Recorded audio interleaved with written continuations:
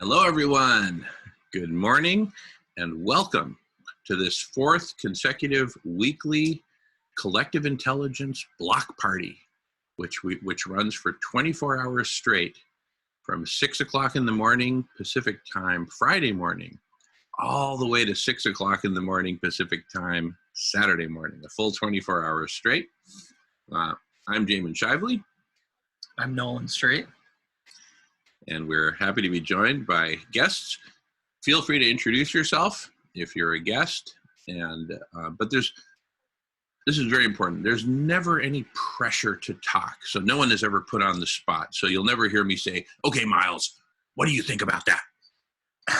Answer, right? That never happens here, right? So everyone's free to share, but never any pressure to share or anything of the sort. All right. So one of our regulars here at the Block Party, Emery, has put together a video which we're going to go ahead and screen share. So let me get that ready. It's sort of a mashup. I'll screen share in a second here. It sort of looks like, all right, well, that looks like it's off to a good start.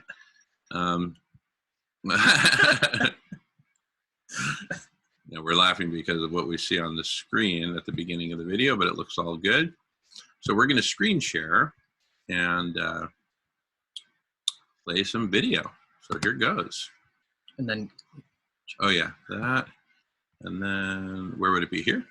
Yeah, I think so. Yeah. Okay.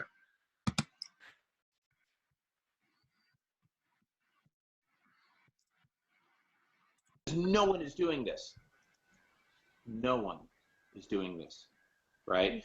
We're now creating a whole new social network for global transformation, for transforming what it means to be human, for sharing the love, sharing the good feeling.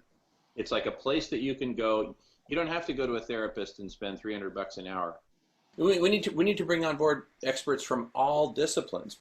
Every human being is unique. Every human being has a unique perspective and experience and network and knowledge and ideas and concepts. Join us. Please apply to radish.org. Join the Collective Intelligence. It's happening now, and we need you here. Join us. Join the conversation. Be creative. Let's find solutions to saving life on Earth and helping all of our brothers and sisters. All of them, the plants, the animals, the ecosystems, other humans, everybody, all genders, all ages, all races. It's a lovevolution. Time for transformation and change. So come join us and come have fun being creative doing this. Totally. I think it's a clear-cut decision for me as far as how I should be involved with the earth in my lifetime. Just seeing as to be human is to be within nature, and we can't divorce ourselves from nature. This is a relationship that we're bound to if we wish to survive. And if we claim to find and know any good in humanity, then this is something worth fighting for and maintaining and adoring. So, makes sense to me. You're bringing together, thousands of different minds, thousands of different experts and professionals and volunteers, people who have tremendous deep expertise and knowledge and connections. So if you think about it from the standpoint of intelligence, you've got, say, if you have 10,000 participants, you've got 10,000 times the processing power that a given human brain has. You're bringing them all together in a way that they can self-organize in all these different topics or rooms, to use the conference center analogy, right? And to coordinate and collaborate and co-create, working together, right? And collectively, it's all with the central mission. So meetings without poison, meetings without bullying, without interruptions, et cetera, et cetera. And, you know, and if somebody is strays beyond those boundaries, you know, we'll have a conversation with them about it. And since it's all recorded, you know, it's not like, hey, we had this meeting and here's my version. No, here's my, just watch the meeting, right? Because it's all recorded. You know, this can, and I have faith, because that's one of the prerequisites here. I have faith that this medium will evolve and grow to become one where it's just like a haven. It's like where people go to feel good. Yeah. Imagine that, a place where you can reliably and consistently go to learn new things, to create new things, to support your fellow human beings all around the world, and to be with people you love and to connect and share and just feel amazing. My perspective is, let's give it everything we've got, and everything we've got it includes collective intelligence, which we're just pioneering right now with this collective intelligence block party. So anyway, those are some initial thoughts of mine. Love to hear people's thoughts, perhaps starting with you, Guy, who've been thinking about this for quite some time. Well, you know, I'm the bummer in the room, so I'm not sure I'm a good person to talk, especially at the beginning. I might chase people away.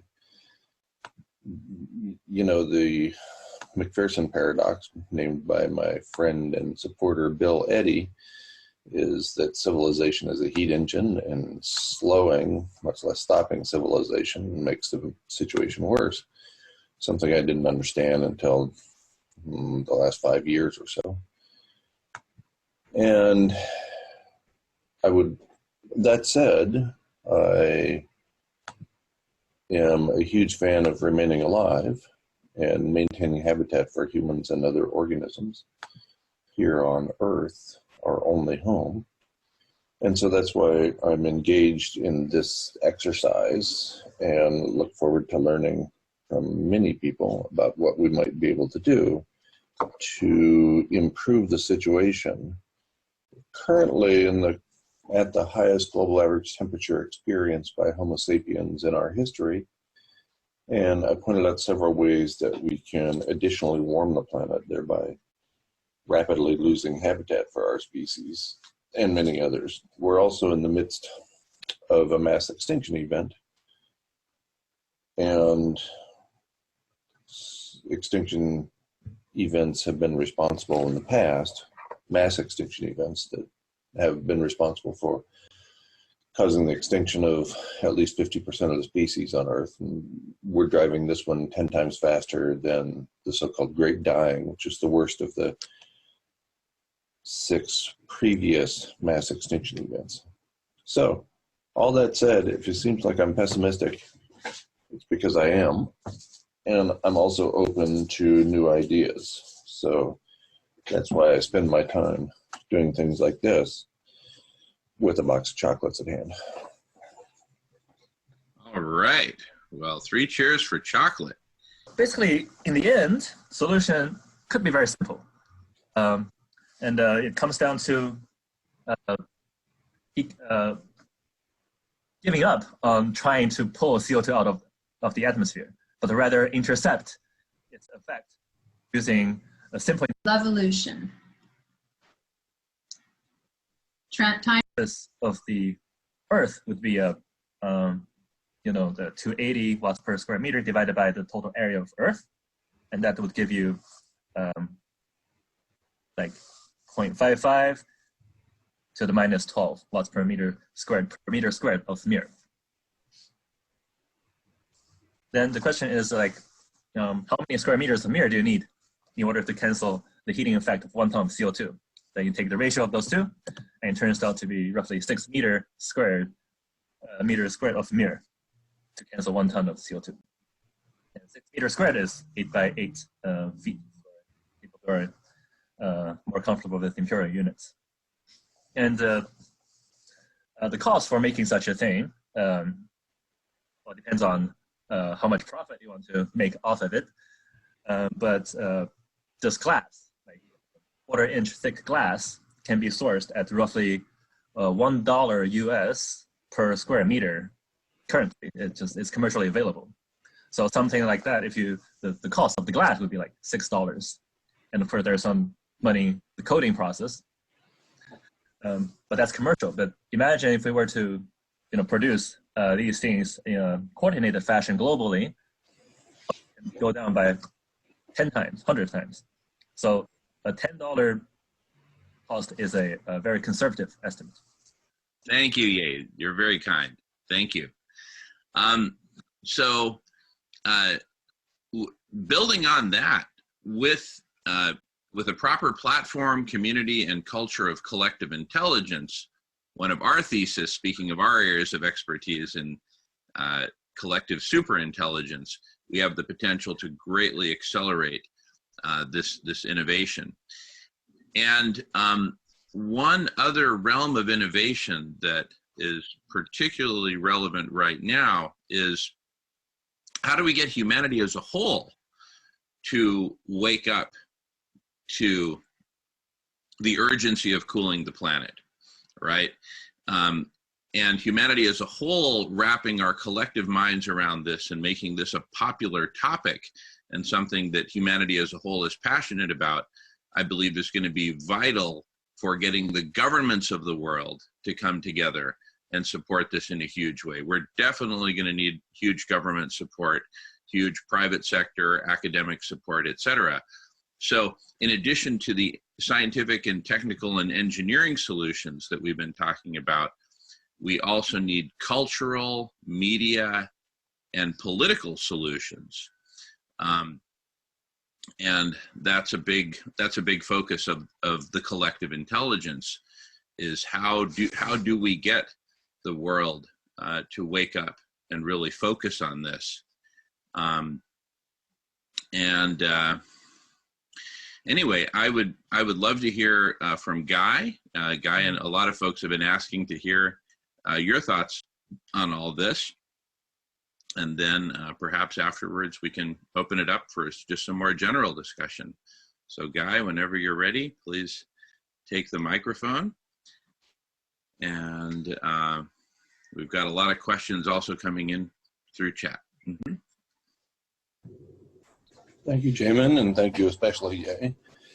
That was a brilliant presentation, and your genius continues to impress. And I know with typical scientific humility, you give credit to other people, but your ability to synthesize the information is critical and impressive.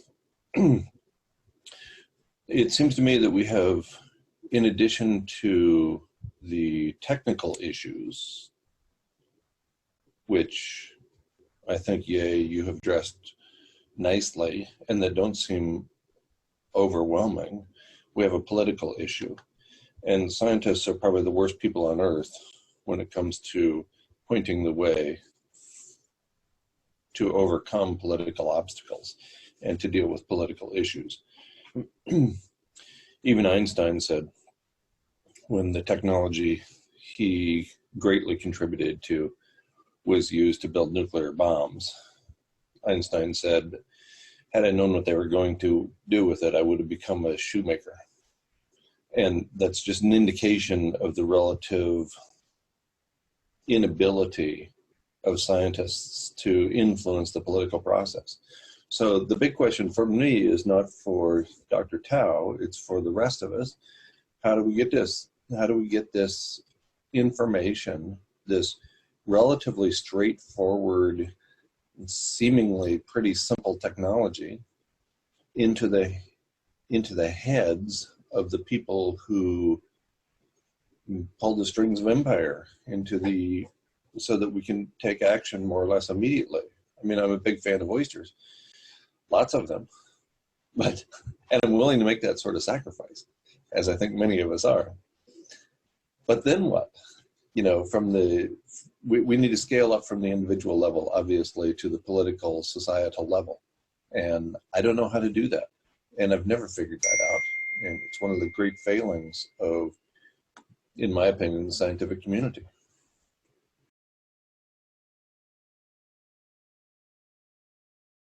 All right, well, let's pause it right there and give a big thanks to Emory who is on with us live right now. Welcome, Emery. We were just playing Emery's Greatest Hits, the mashup that you so kindly put together of what we've been working on. Thank you so much for doing that, Emery. That is so cool. We just played maybe the first half or so of that, and love it. And welcome and good morning, Dot. Great to see you, Dot. Great to see you back, Miles. I trust you got your hot coffee there.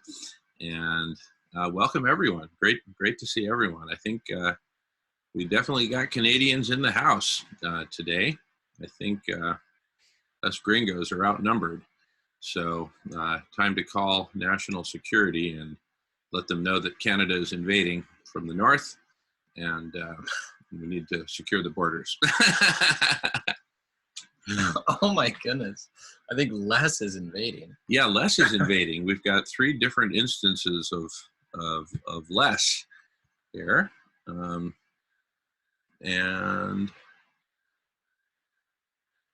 And by the way, Dot mentioned that for those wondering, Guy didn't misspeak. The often missed extinction event is called the End Guadalupean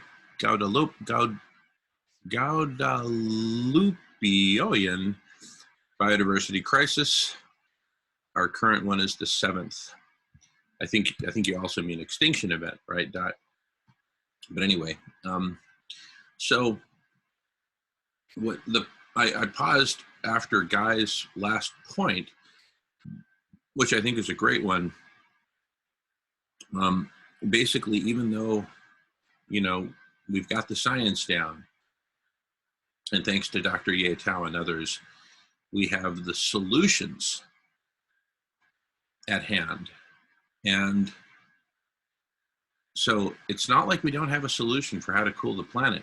And of course, just to be clear, cooling the planet isn't our only challenge, our only opportunity, our only problem, but it's simply the biggest at this point, the most urgent. So back to planetary overheating and the urgency to cool the planet. It's not like we don't have solutions to that. We do, but what's needed are all the other solutions as well, which, in a way, surround the technical solution. What am I talking about? I'm talking about political solutions so that the governments have something easy and obvious to say yes to sign on the dotted line and to start the money flowing. We need cultural solutions to support those political solutions, right? The politicians will, in general, do what the vast majority of their constituents demand. In general, not always the case. To support those cultural solutions, we need media solutions, media, PR, traditional mass media, social media, alternative media, et cetera, et cetera.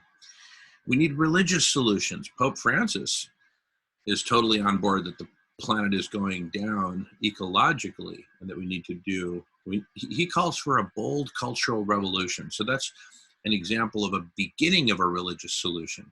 Now, the rest of the Catholic Church has been very slow to follow the Pope's lead. So I wouldn't call it a full solution yet. And we're actually communicating with the Catholic Church, inviting them to join this process of collective intelligence. But anyway, religious solutions. We need solutions for the nonprofit sector. There are over 1 million nonprofits all around the world. And for the most part, they're competing with each other. And for the most part, each one is looking after a tiny little niche, but who's looking after the whole? So we need all manner of solutions. This block party is a solution. It's part of a broader collective intelligence solution to bring humanity together so that we can work together to co-create all of the solutions that we need. And that's why we're here. So now that we're recording, I'd like to give an opportunity for folks to introduce themselves, say hello if you'd like, and there's never any pressure to do so. So feel free to say hello if you haven't done so already, and just jump in anytime. You can do that anytime. It doesn't have to be right now. What would you like to know from us? What's a good intro? Oh yeah, just you could. very much along the lines of what you shared earlier, Jubilee. You could just, where you're at, how you got here, what your passions are, what you're, just a little about, a couple minutes on just who you are and your context for all this. All right, I'm Jubilee. This is my first time. I just heard about radish.org, right? .org last night. I'm super excited to be here because this is my jam, collective intelligence. How do we have, I'm more concentrated on the other side of, instead of the nonprofits, the governments, how do we actually come together and solve problems without needing to go through our governments need to do it. How do we actually solve it? And so I can be found on Jubilee Saves the World, by meandering through life. I just changed my YouTube channel. So, and on Twitter at Crowd Democracy. And I'm starting a tech cooperative. We have a live board meeting every Friday. So I'll have to jump off of this for 11 a.m. But thank you for having this open. And I know how hard it can be to put yourself out there constantly. And I can't believe you do this for 24 hours. That is amazing. And I am happy to be here. Awesome, Jubilee. Thank you so much. And welcome. Welcome to the Block Party. You are exactly why we do the Block Party, so that people like yourself can connect with all the other people in the room and others who will be joining. And I just really want to say amen, hallelujah to what you just said about, rather than, try to work through a they. Oh, well, if only they, if only they, if only they. We are the they, right? This right here is humanity coming together from different countries around the world, different backgrounds, and saying, all right, it's up to us, because they ain't even at the table in a big way. And that's really the whole premise of this, is humanity coming together, period. So lots more to say about that. And the only reason I mention, political solutions, nonprofit solutions, et cetera, is in addition to the us, the new they, us coming together, it'd be really great if we could bring along as much as we can of the old they. So all together now, kind of thing. Beautiful. Thank you, Jubilee. All right. Well, more sharing. More sharing is absolutely welcome.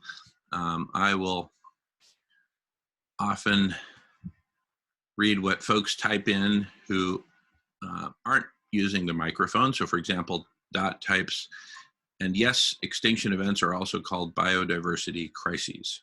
And she had typed a typo earlier. And Emery says, good morning, everyone. All righty. Yeah, Miles, please. Go ahead. Okay. How's my audio? Sounds okay? Perfect. So welcome, Jubilee. And Jubilee, I believe I heard you mentioned that you are on a board of directors to create a cat cafe. Did I hear that correctly? Sorry, I'm in the process of doing my dishes, which is why my camera. Okay, sorry. But you got an affinity for cats, and I think I heard you said you're going to create a cat cafe. No, it's an idea cafe, or the world's cafe. I'm on a board of directors for a tech cooperative, a solutions cooperative. Oh, okay. Well, I'm sorry. I guess I got cats on the brain here.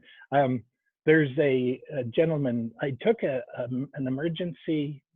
It's called the mental health first aid course, just on the weekend. Mental health first aid, which is a really interesting twist on the usual first aid.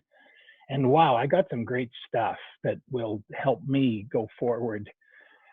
Anyway, the gentleman that was giving the course, he said, well, one of the things, if somebody's having a mental health crisis, you're not there to solve their problem, but you're going to, just like if somebody had a broken leg, you're going to try to help them and get them into the hands of professionals and psychologists and other therapy and such. And so anyhow, he said that one of the things that he does is he goes to a cat cafe. So I don't know, that was maybe in my brain, and I thought, oh, she's creating a cat cafe too. It's where you can go and have coffee with cats. But what I was going to say was that, everything's possible. Cats and cat cafes might be the solution who knows? So anybody listening to this, even if you have a cat cafe, it's part of what Jamin was saying. All these things somehow have to come together, and it's not any one of us has the answer. And when you, and for yourself, Jubilee, when you're ready, Jamin will carve out a lane for you, or an hour, or help you get a whole channel going for what you're doing there. So similarly, about myself, I've been working on this concern ever since my daughter, I picked her up at school. This is when she was in grade 8. She's now in university, so I really suck at getting anything done. But long story short, she said they had watched a video. It was at the end of the year in grade 8. And in the video about oceans, it said that if we don't do anything, in 40 years, the oceans will be dead. And so I was sort of really staggered by that, because I'm being challenged in a sense by my daughter. And so I said, well, that's unacceptable. We have to do something about it. And so consequently, in that time, however, realizing that it's so much bigger than just the oceans. Back then I was thinking, okay, well, we've got overfishing happening. We've got, I just didn't understand what was, we had plastic in the oceans and pollution and such. And that was pretty much where I was thinking that the issues lie. And then, really then starting to learn and, oh my God, it's more than that. It's carbon dioxide is getting absorbed into the oceans. And then there's all this overheating now that we're seeing. And I guess being on YouTube, I eventually stumbled upon Jamin and his social club at the end of the world. And I thought, okay, let's take a big gulp and, overcome my inhibition or shyness and join in this hangout, live streaming hangout. So I did that, and I'm pretty sure it's probably probably 3 years now. Anyway, I've been inspired along the way to go downtown, and through connections that, in fact, Jamin and Radish introduced me to people like Stuart Scott, who Stuart Scott was very early on recognizing the importance of Greta Thunberg. Before she was a worldwide phenomena, Stuart Scott was already recognizing that this young girl is going to be a force of nature. And so in November of 2018, and I think Greta had only been doing her little climate strike in front of the Swedish Parliament for maybe a few months prior to that. I'm not sure, don't quote me, but early on he recognized Greta and assisted in getting Greta and her father Svante down to Katowice, Poland for COP, Conference of the Panelist 23, I think it was back then. Anyway, so having been introduced to Stuart Scott through Radish, then introduced to Greta through Stuart Scott, I thought on that day, the way back in 2018 when she was at Katowice, I thought, okay, if this girl can go down and make a public call for action on a Friday, I can do that too. So I again overcame my trepidation and went down to City Hall, set up a little booth right in the foyer. I've done broadcasts as well, probably in the historical archives. You might find some clips of that in the Radish archives. And then after a half hour of having my display in the foyer of the city hall, security guards came over and told me I'm in violation of the bylaws and I can't have signs and displays set up without a proper permit application. So I was kicked to the street. So anyway, I am going down there again today to summarize. I'm going down there today with my iPad, but I also have a speaker and I have the ability now to share the block party with people. Again, show my signs, the reflectivity, and I'm going to play Emery's video for the students down there to show them that the solutions are very readily available, that Dr. Ye Tao and Dr. McPherson are in agreement that solar radiation management is immensely doable. We certainly can mitigate the situation. So I have my cart and I have my case, my signs, and I'll be rolling out pretty soon. Thank you, guys. Awesome. Thank you, Miles. Great share. Great sharing. All right. Emery has his hand up. Go ahead, Emery. Hey, good morning. Good morning, everyone. Nice to see everybody here. I'm a little bit behind this morning, but it's a pleasure to be here. And nice going there, Miles. I'd like to see your inspirational activities. Hopefully, it will inspire others to do the same. And you know, I enjoyed to do the work on the video, even though the subject matter may be a little bit, you know, not everybody's cup of tea, but we have to do something, and you know, I felt inspired to do it after being here at the block party for the, you know, now it's the fourth time. We're learning a lot and meeting new people, and it's great to know that we are finding people who are concerned and on the same page, you know, and want to keep moving ahead, positive direction, and try to accomplish our goal of cooling the planet down and saving life on Earth, on the planet. And I'm here to put my my abilities and whatever experience I have to good use, hopefully. And let's roll ahead, roll on. Thank you, Jamin, for doing this. You're amazing. Beautiful. Thank you so much, Emery. And right back at you, brother. Right back at all of us. We are all amazing, and we are infinitely amazing together. You know, let this be the beginning or a beginning. I know there are other beginnings happening around the world. It's kind of like the story of the lily pads.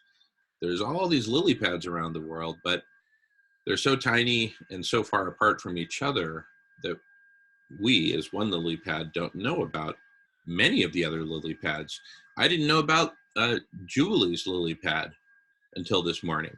And awesome, hallelujah. See, so now our lily pads are touching, and more of these connections are being made every week.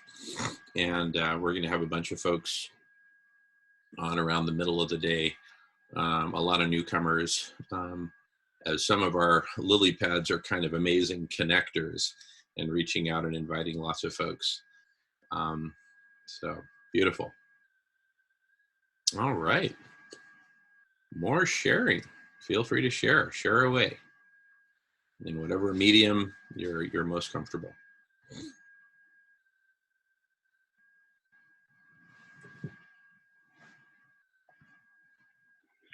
Well, until someone steps forward, Jubilee, you're going to create your idea cafe, and just be aware that, you know, when you get people together, you would be able to, with their permission, say, well, let's jump in on the block party. And, you know, so similarly, what I'm working on is to similarly go down to the central library here in my city, which is an amazing library, and they will offer rooms for free to any group of people who are, you know, wanting to study something. And so it's like we do have just amazing resources if we just look around.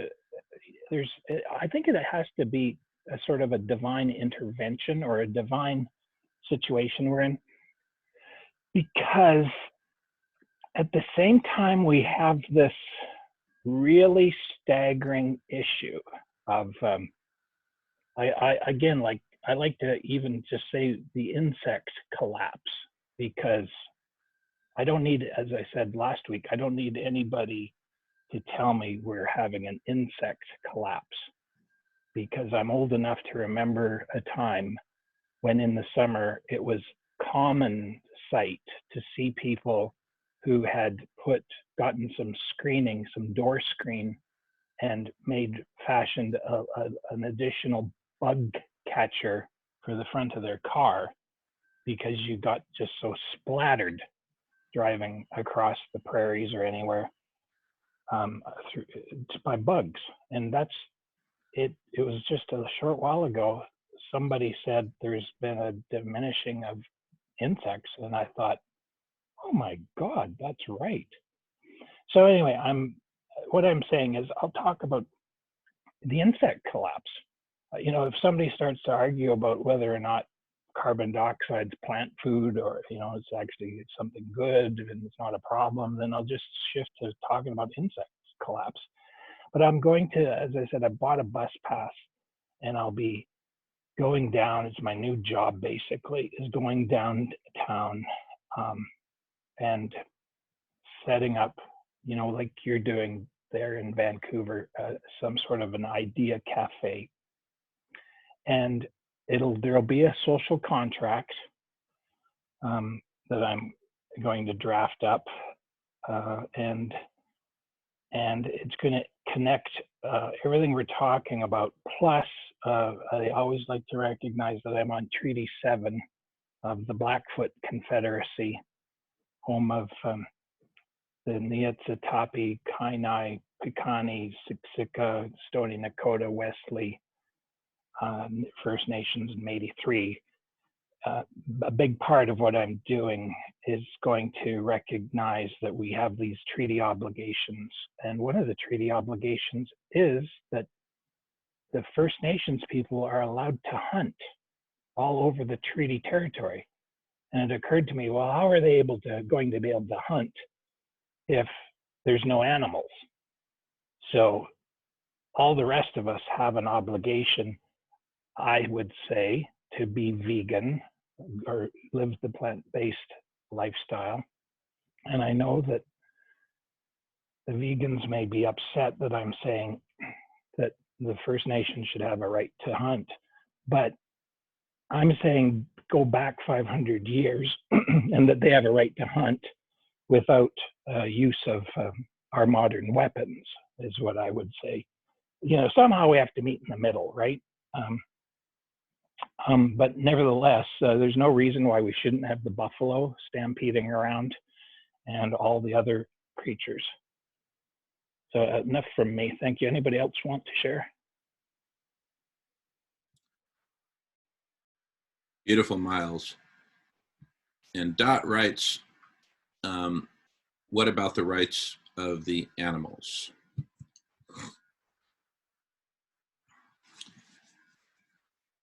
Well, I'll respond to that.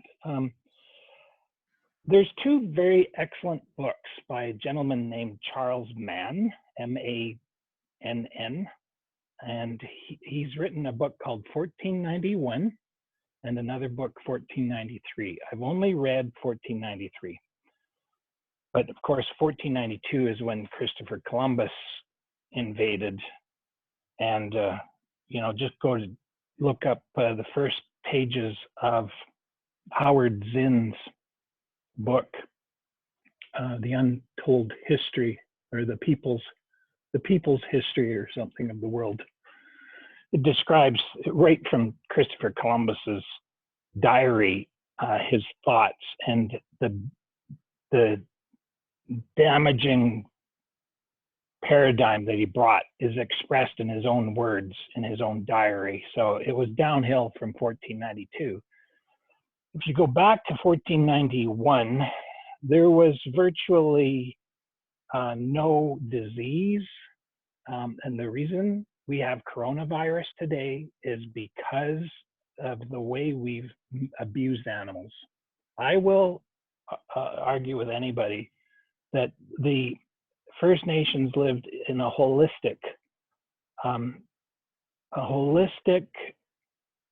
ceremonial, respectful attitude with nature, even though they took down animals occasionally for sustenance.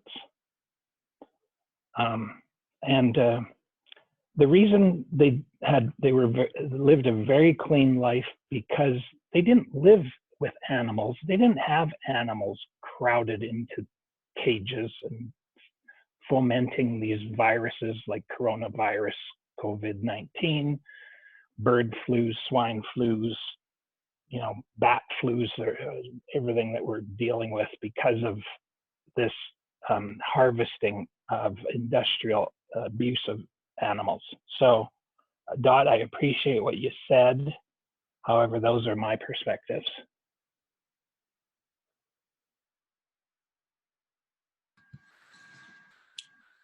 Very good. Very good. Great sharing, everyone. Would anyone else like to share? And by the way, silence is okay. It's okay to have some moments of silence.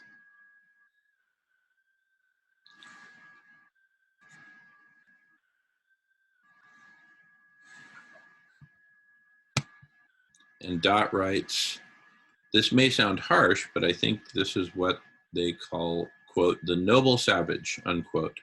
It's a trope. Just wanted to voice what Dot is sharing there. Nobody, one of the things I've done since trying to come to terms with what my daughter educated me about, namely that her life and the future of the planet is in peril. And I lived, my biggest threat that's concern, it still is, and I'm still working on it, is the fact that we've got these nuclear weapons on hair trigger alert right now as we speak. That's what's been been the sand in my oyster for the last 40, going on 50 years. But then this whole climate emergency situation came on. And one of the things I thought was, okay, so if Einstein says we need a new way of thinking, what different ways are there of thinking? Well, first of all, I recognized, as a man, I'm very convinced that man brain has a large part of the problem. And I could go on for hours about that. So accuse me of, I think the word is misandry. Misandry, it's the opposite of misogyny. Everybody's familiar with misogyny, but very few people use the word misandry, which is supposedly being derogatory against men. But, I'm a man, so I think I have the liberty to critique myself. But that's a whole other discussion. And with respect to First Nations people, I will tell you that they are of a the people I have met are of a higher level of consciousness than any of us. They're not perfect. They're the first to admit they're human as us. And the word human comes from the word humus, which means rich, fertile soil. So they're human too. But they actually, I would argue, are at a higher level of consciousness than Western civilization. Something went haywire with ourselves. So Abraham Maslow, who created his hierarchy of needs, actually visited the Niitsitapi, the Blackfoot people, to come up with his hierarchy of needs. He learned it from the Blackfoot people, but he got it wrong. He flipped it. That's a whole other discussion, but they're amazing people with amazing culture. And in fact, I'll just summarize, by chance and synchronicity, I had the good fortune last week to listen to Dr. Leroy Little Bear, and he gave an amazing presentation about the difference between the Blackfoot metaphysics and our so-called Western Christian Judeo metaphysics. And that's where it's like, oh yeah, okay, we've got a lot to learn. We think we're so smart. I'll tell you from what I've learned in a short period of time has been transformative. And Christianity is a derailment. It's a train wreck. And I'll just end it at that.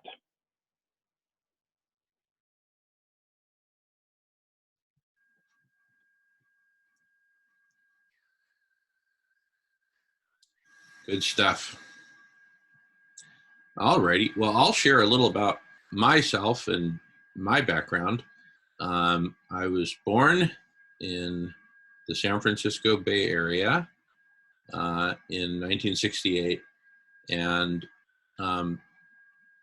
largely the product of that time and place. Both my parents very liberal, progressive, and also very active in social, political, ecological transformation. And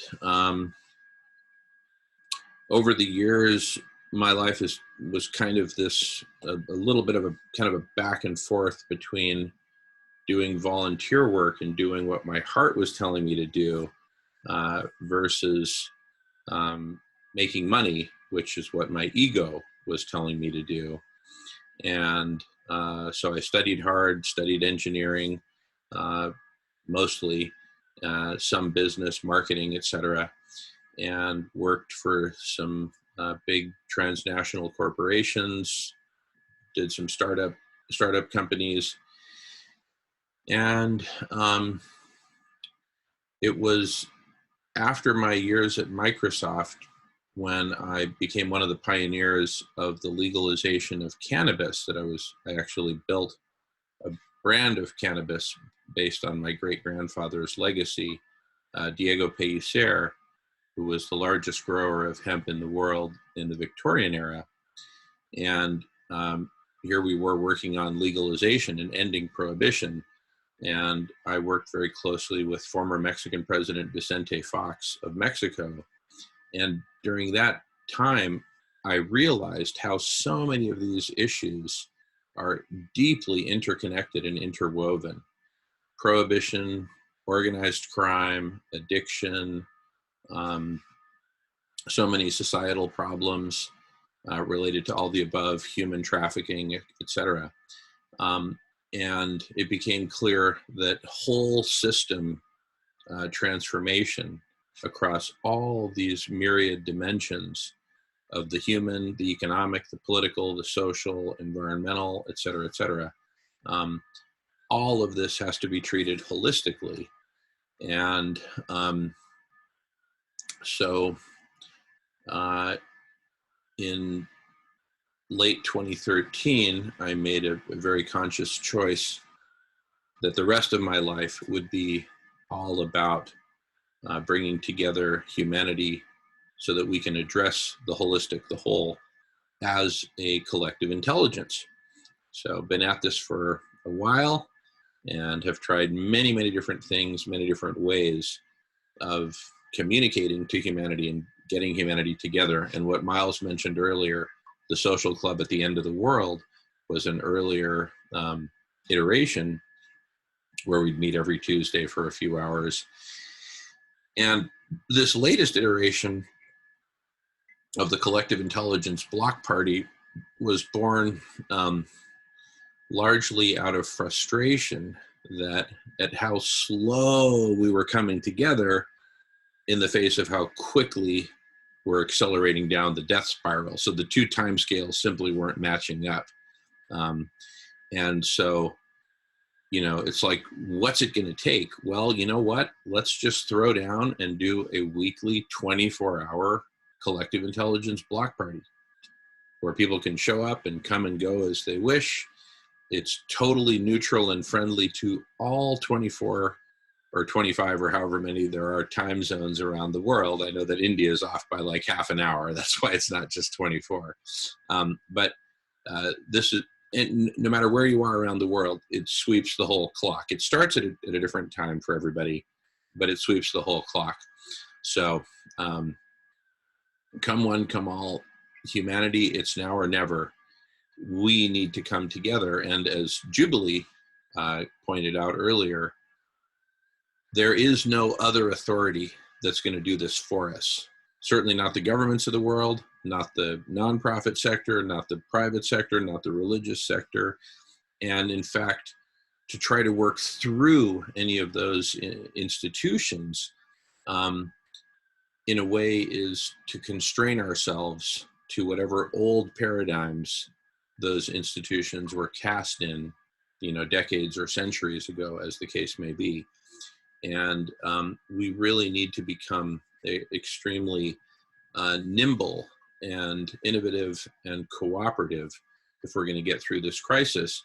And now that we have the technology to do it through video conferencing, for example, among myriad other web services and technologies, we absolutely can come together.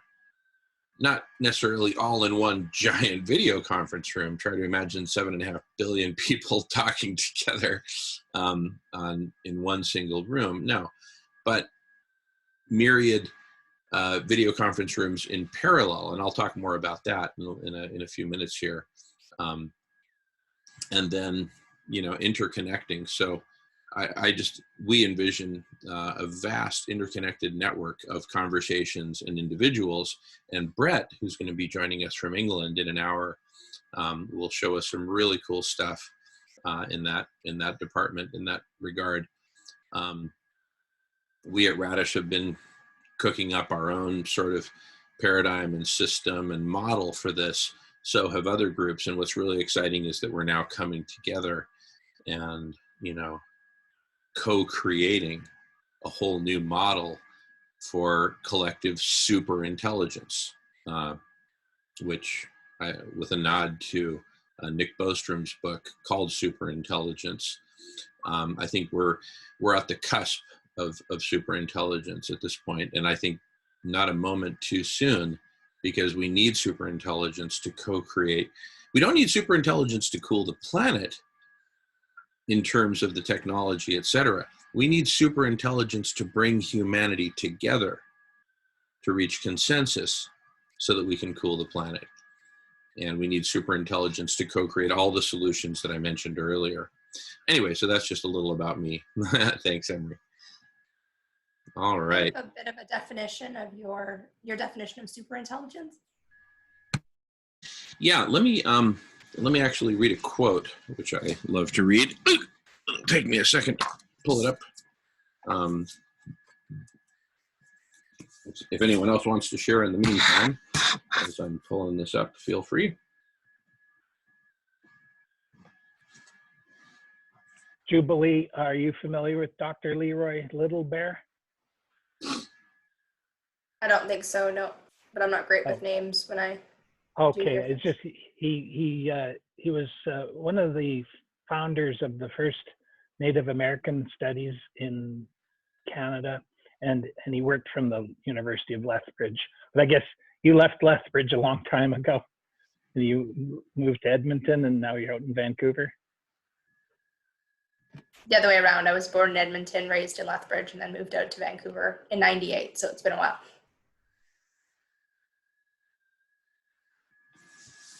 All righty. Well, I've got this quote from the book Superintelligence by Nick Bostrom, who's a professor at either Oxford or Cambridge. I forget which, but he's a big shot in the world of artificial intelligence. And on the front cover of his book called Superintelligence, there's a quote from Bill Gates that says, "I highly recommend this book." I'm not a big fan of Bill Gates, but he is definitely a powerful student of artificial intelligence and has invested billions in it, starting with Microsoft Research. So he certainly knows a lot about it, and seldom gives such just a blanket endorsement of a book. But anyway, on page 60 of this book, Superintelligence by Bostrom, there is a quote, and it talks about basically the internet being this backbone framework for an emergent superintelligence. Here's the quote. "But what of the seemingly more fanciful idea that the internet might one day wake up?"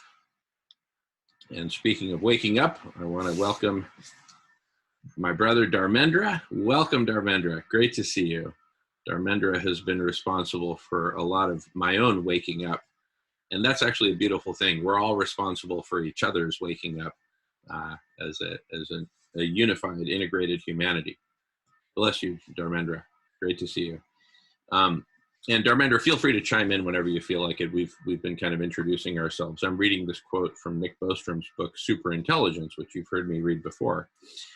So restarting. "But what of the seemingly more fanciful idea that the internet might one day wake up? Could the internet become something more than just the backbone of a loosely integrated collective superintelligence? Something more like a virtual skull housing an emerging, unified superintellect. This was one of the ways that superintelligence could arise, according to Vernor Vinge's influential 1993 essay, which coined the term technological singularity.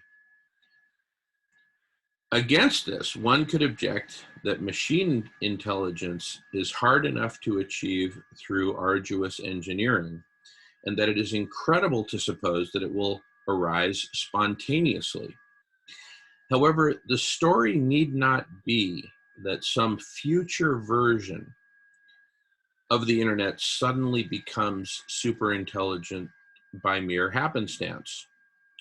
A more plausible version of the scenario would be that the internet accumulates improvements through the work of many people over many years, work to engineer better search and information filtering algorithms, more powerful data representation formats, more capable autonomous software agents, and more efficient protocols governing the interactions between such bots. And that myriad incremental improvements eventually create the basis for some more unified form of web intelligence.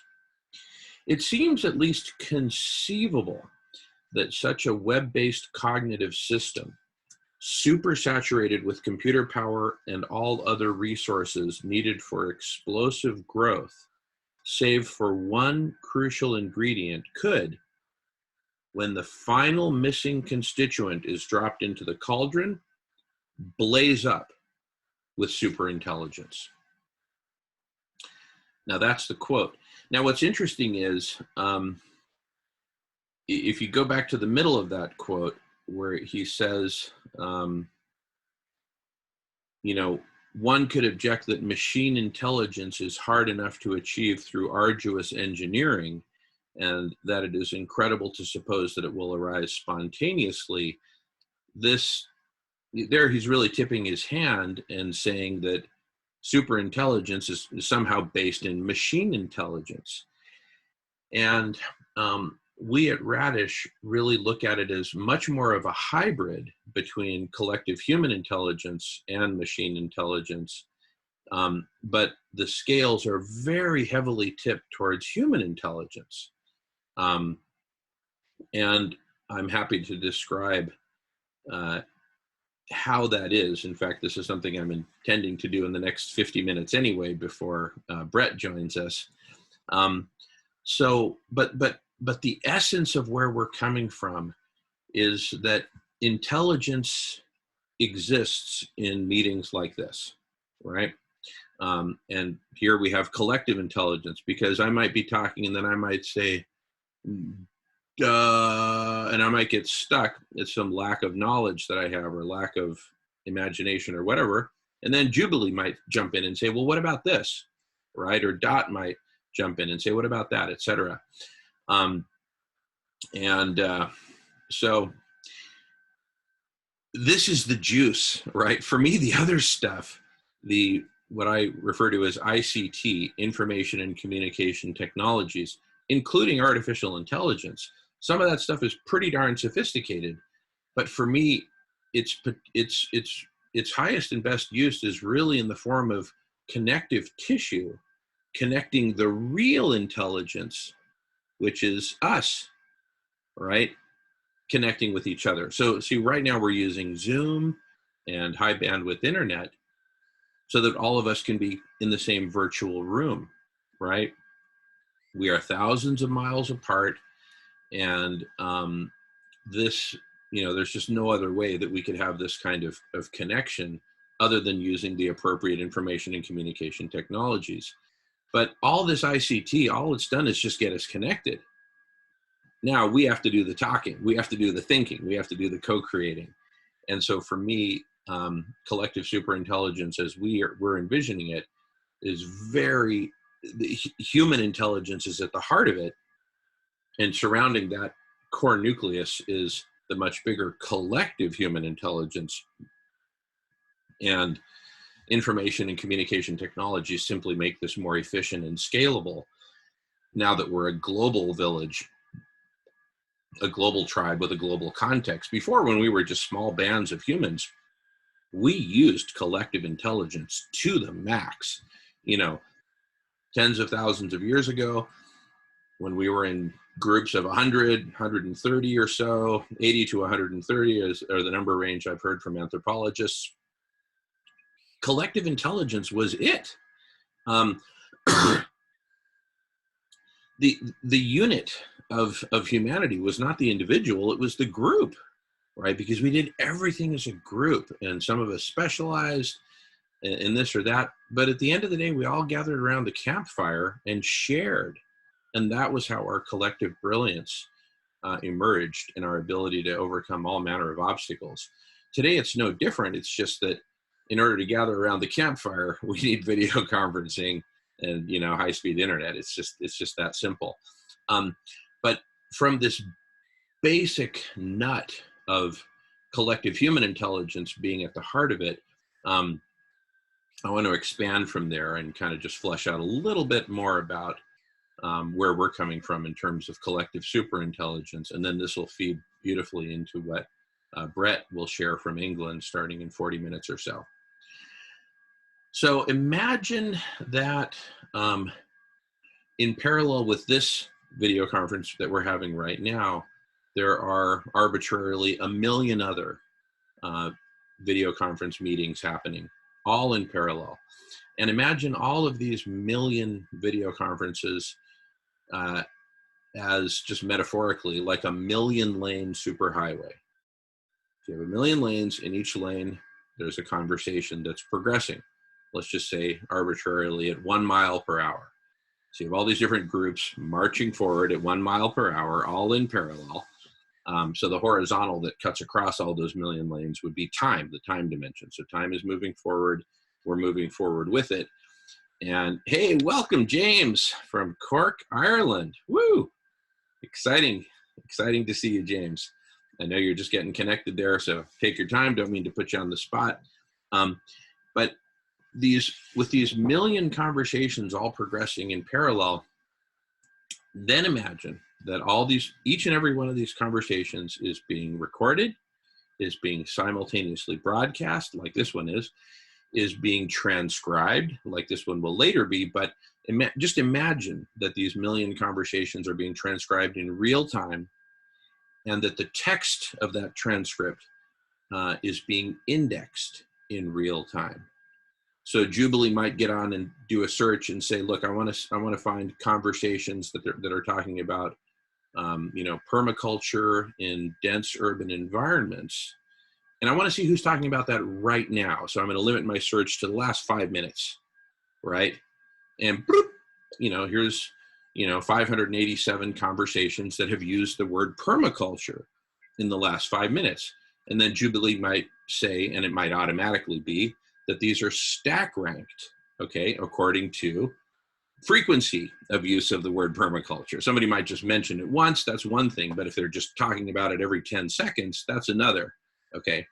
And, likewise, Jubilee might put in various criteria to filter and say, look, I really want to be focused more on academic conversations that include at least 2 biologists, et cetera, da-da-da-da-da, as opposed to a bunch of amateurs just talking about it. Not that there's anything wrong with that, mind you. In fact, a lot of the greatest ideas come from amateurs who are not constrained by what Alan Savory refers to as the brain dead coming out of certain university programs where you believe you know everything. That's Al Gore once made the statement that he was quoting somebody else as saying, it's not what you don't know that gets you in trouble. It's what you know for sure that just ain't so, right? How many times have we seen that at play, whether in ourselves or in others?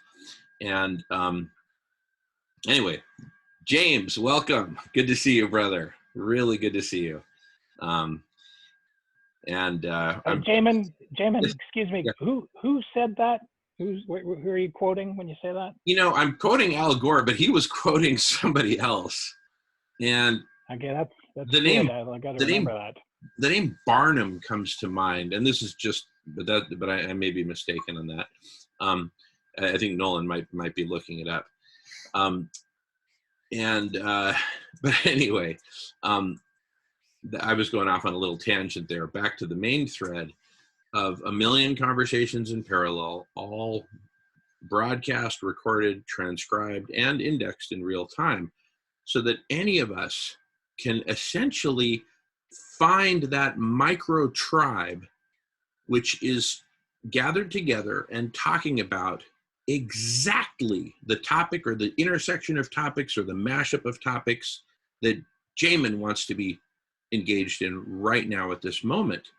And what's really exciting about that is I might join a group because, I'm really puzzled by some facet of SRM that just has me stymied, and, we've just got to figure this thing out. And I join a bunch of other people who have the same itch to figure out this one aspect of SRM, solar radiation management.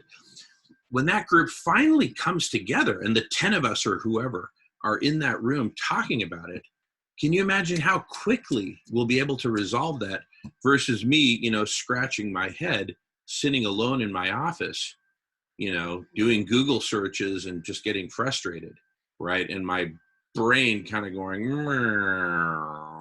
how like your brain power just seems to grind to a halt sometimes when you're alone, right? But then when we mix it up with others, like my sister Maida, who just joined us. Welcome, Maida. And by the way, when people join, they may be busy and maybe just be on mute or whatever. That's totally fine. Never any pressure for anyone to speak at any given time. It's totally cool just to hang out. But again, back to this hypothetical where I get together with 10 other people and we really focus our collective intelligence on this thing that we all really care about, we might solve that problem or answer that question in a matter of minutes, right? Imagine we do. We solve that question in a matter of minutes. We might continue hanging together to solve some derivative questions or some follow-on questions. Or if we reach a point where we're all satisfied, guess what? we can all at that point disband. Each of us goes back into the alphabet soup, and each of us then searches for whatever we want to work on next, right? And so through this process of kind of this dynamic reshuffling of the deck, guided by each of us as an autonomous agent, individually searching, right? We form, we coalesce, we initiate conversations that then others can join, or we join a conversation that someone else has initiated. And over time, we solve problem after problem. We answer question after question. We generate synthesis after synthesis of seemingly opposite views. And, you know, over time, this whole engine, this whole machinery of 1 million conversations happening in parallel, it's kind of limitless what we can achieve in this framework using video conferencing and the technologies that I've mentioned: broadcasting, recording, indexing, transcription, search. And then if you layer on top of that artificial intelligence scenarios, imagine now that each of us has our own bot, right? There's a Jamin bot. There's a bot that just specializes in Jamin. This bot follows Jamin around everywhere, and I share with it whatever information I wish, and I hide from it whatever information I wish. Heaven forbid the bot should follow me to the bedroom with a video camera, right? You know, but anyway, bottom line, just totally respecting everyone's privacy. Everyone shares what they want to share. So this bot that is now steeped in Jamin, the technology exists today that bot could basically mimic Jamin and say, well, you know, and participate in perhaps hundreds of conversations wherever that bot is welcome, right? And that bot essentially could speak for me because it kind of knows not everything I know, but a heck of a lot of what I know, and et cetera, et cetera. So that's an exciting scenario. Other exciting scenarios are, rather than me like typing away, searching Google style for conversations or whatever I may be looking for, imagine I just sit back on the sofa with the bot as kind of like my psychiatrist, and I say, Jamin bot, you know, I really want to work on this, this, and this, and I can be as detailed and rich in my description of exactly what I'm looking for and exactly what I want to do. And then the bot, who of course is totally programmatically plugged into the whole matrix of conversations, and knowing the kinds of people who I work best with and the kinds of people I don't work so well with, et cetera, it can say, hey, Jamin, these are the top 3 conversations you should be plugging into right now. That sort of scenario, right? Anyway, I've been talking for a few minutes here, so I'm going to mute myself and see if there's any questions or comments or anything else. And I'm also going to take a look at the chat window since there's some stuff there. So just feel free to mention. Yeah. Although I cannot really do it at this moment because I'm making eggs for my kid, and then I'm going to give them to her. But in like 5 minutes, I have like we have very similar visions, and I actually have, I think, some roads to get there that maybe are a little bit different than yours. So together, the cross-pollination, I think we can get there even faster than either of us probably imagine. So let me just do some egg cooking, and then I'll do that. Yeah, absolutely, Jubilee. I really appreciate you jumping in. That's exactly right. And that's it. When we put our minds together and put our information together, of course what's going to come out is way better than what we could have done individually. That's exactly it. So I would love to hear, after the current egg chapter of your life has concluded successfully, would love to hear more. And I think you're going to be very excited to meet Brett, who's dialing in from England. Brett's American, but he's going to be dialing in from England, which is where he lives currently. And we'll get a lot more perspective on that. So anyway, yeah, more sharing. Welcome. Oh, and Emery has his hand raised. Go ahead, Emery. Hey, Jamin. Just had a question for you. I was wondering, did you do the landmark program you bring up a lot of things that kind of reminds me of that a bit. But I mean, maybe there are some things about that program that you can enlighten us with. You know, they were pretty strong points in that program, which could serve us well. Yeah, great comment, Emery. A great question. I know Miles has his hand up, but I'll answer your question, Emery. So yes, I've done the Landmark Forum. I've done the Landmark Forum twice. I've done the advanced course twice. I've done the Self-Expression Leadership Program twice, once as a participant and once as a leader.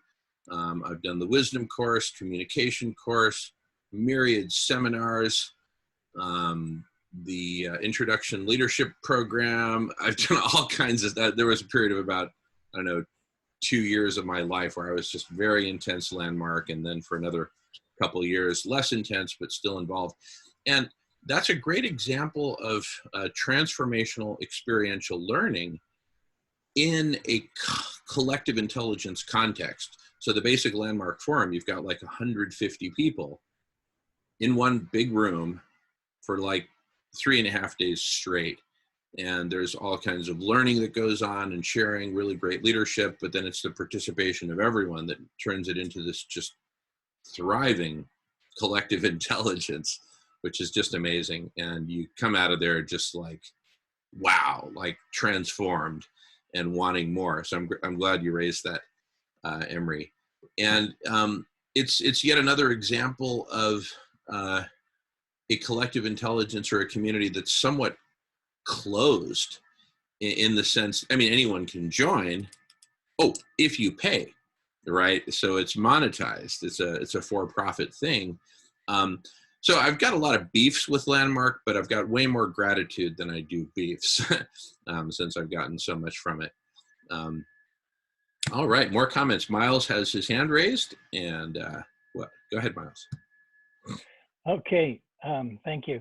So first of all, I just wanted to share something that Ralph Nader tweeted, and that is that for all of you down there in the United States, Ralph Nader says, if you want Bernie Sanders to have a chance, young people have to get out and get involved and vote in the primaries, because it's a rigged system. If you're not involved right at the start in the primaries, the business as usual corporate candidates will sweep in, no matter how great Bernie Sanders' ideas are. So that's a public announcement for PSA for you down there. And check out Jimmy Dore. He just recently, the comedian Jimmy Dore, I really love him. He just posted some clips of Joe Biden and back in 1988, and how you really got to know who Joe Biden is. And I think Jimmy Dore presents it pretty clearly. Anyway, now back to this conversation. We are the bots. Until Jamin and Radish and company get the bots up and running, we are the bots. And I've been, as I said, inspired to be a bot, and just as a normal person who's kind of a mediocre at most everything he does, nevertheless, with a bit of inspiration, such as Jamin has demonstrated, he goes out, he's been out in the middle of streets, singing songs in Spanish, holding his signs, dressed up as Darth Vader. So once again, it's like, okay, if he can do that, I should at least be able to go down and join a Friday Strike for Future, right? And indeed, inspired, likewise, I've, through connections, just by getting off this chair and into the community, I've got follow-up that I have to do because of my having stepped out like a bot. I have a follow-up with the fire chief of the city of Calgary. He runs a fire department with 4,000 employees, so he's a fairly major force in the city. I have follow-up with the mayor of Calgary. He's the Mayor Nenshi. He's the mayor of the city, which is, I think, about 1.2 million people. Why do I have a follow-up? Well, because again, as a bot, I went out and I challenged him. Actually, I've encountered him several times, so I have numerous requirements to follow up. He's probably thinking, you again, kind of thing. So the last instance was me challenging him in council for approving $270 million gift to a consortium of rich businessmen to build a new arena. And I challenged him with the question, well, has the fact that we're in a national climate emergency factored into this decision? And he shot back at me saying, this is a private media meeting, go book your own meeting. So I've got to follow up with him. I've got to follow up with former Governor General Adrian Clarkson. And for those of you in the United States, a Governor General is essentially, well, they are the commander in chief. Contrary to your thoughts that Justin Trudeau is, he's just a chairman. He's like chairman of the board. But the real commander in chief is the Governor General, and our allegiance is actually to the Queen, to whom the Governor General reports. So anyway, I have a follow-up with the former Governor General, the Right Honorable Adrian Clarkson, because I met her at an event that I went to as a bot, and I gave paperwork to her husband, notable author and historian John Ralston Saul. So I follow up with him.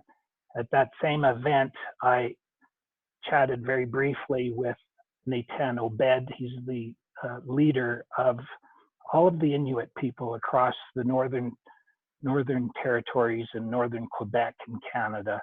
And I asked him, I said, are you concerned about climate change and global warming? And as I said, there's a group called Radish that's trying to move forward on solutions. And he said, most definitely. So I have a follow-up with him. And Dr. Leroy Little Bear, plus other leaders of First Nations. So anyway, in summary, I'm not trying to blow my own horn, but if you just get out there as a bot, you start shaking things up. And I will have to disconnect here shortly because I got to travel downtown as a bot to be in front of City Hall and advertise climate healers, veganism, vegan plant-based economy, shall I say. I try to stay away from the isms, and promoting the 24-hour block party. So I will check back later, but for now, that's it from me, and I'll just listen from now on. Thank you. Awesome, Miles. And it'll be really great to see you on location in downtown Calgary, spreading the word, being that awesome bot that you can be. Love it. Alrighty. In about 25 minutes, we'll be joined by Brett Warchowski, if I'm saying it right, from England, who will be greatly adding to this conversation with so many cool things. I won't even try to encapsulate it. But back to the conceptualization of collective superintelligence that we've been developing. So, and back to the million lane superhighway. So you could just think of it as this million lane superhighway of conversations with massive lane changing, very frequent lane changing, creation of new lanes,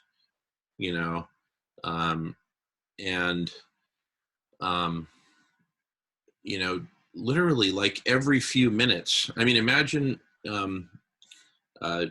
Jubilee brought up World Cafe. which is a really powerful collective intelligence set of machinery, which is, I believe, usually done in person, but we're really excited to bring that online as well. In a World Cafe, you have however many people there are in the room. It could be hundreds of people. Let's just say there's 400 people in the room. Well, what they do is they would divide those 400 people into 100 groups of 4. Excuse me. And each of those 100 groups of 4 would spend 20 minutes talking with each other, and each person in the group would have their opportunity to talk. And at the end of 20 minutes, all of those 100 groups of 4 would disband, and people would then join other groups of 4. So on a 20-minute interval, you're always meeting with new people, right? That visual there is a really great kind of comparative visual for what we're envisioning for web-based collective superintelligence, where we're meeting with groups of people, disbanding, and then forming other groups which meet, and either until an objective is reached or some inflection point where it makes sense to either pause the conversation or end the conversation and disband and go into other groups or whatever.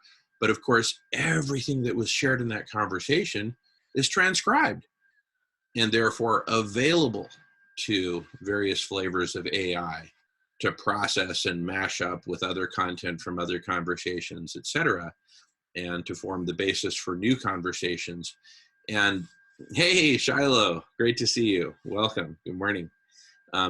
Also, we have to welcome Natalie P. Oh yeah, we've got Natalie. Welcome. So feel free to say hello whenever you'd like. But again, with the ever-present caveat that there's never any pressure for anyone to speak. Speaking is always optional. Even if someone says, "Hey, what do you think about this?" You don't have to answer. Only talk when you feel like it.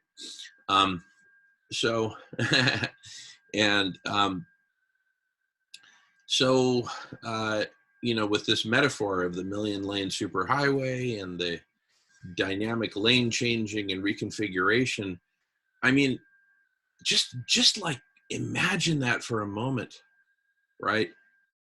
Now, I've talked about a million-lane superhighway. Let's say there's an average of 10 people per conversation. That would be 10 million people participating, right?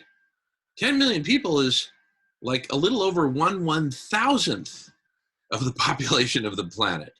Can you imagine once we have 1 billion people participating in this network of conversations? Again, if it's an average of 10 people per conversation, which is probably close to the sweet spot, 1 billion people would mean there would be 100 million conversations going on in parallel. That's a really big number of conversations spanning so many different topics and mashups of topics. Jubilee, you've got your hand up. Love to hear from you. Go ahead, Jubilee. Let's turn my mic and camera on. Eggs are made.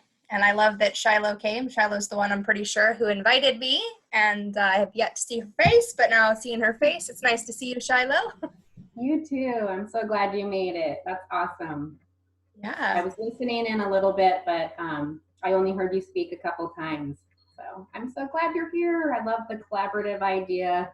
The more we work together, and like Jamin was saying yesterday, I think it was, or maybe the day before, we're kind of the goo part of the chrysalis of the butterfly. So all the parts are needed, and then it'll sort itself out and become something amazing. I love it. Thanks Awesome. for joining. Me too. I love how it all comes together. So I loved hearing you talk, Jamin, because yes, the multi-lane superhighway is also, although it's not the metaphor I've been using, is like, how do we get there? How do we get those millions of people in a conversation?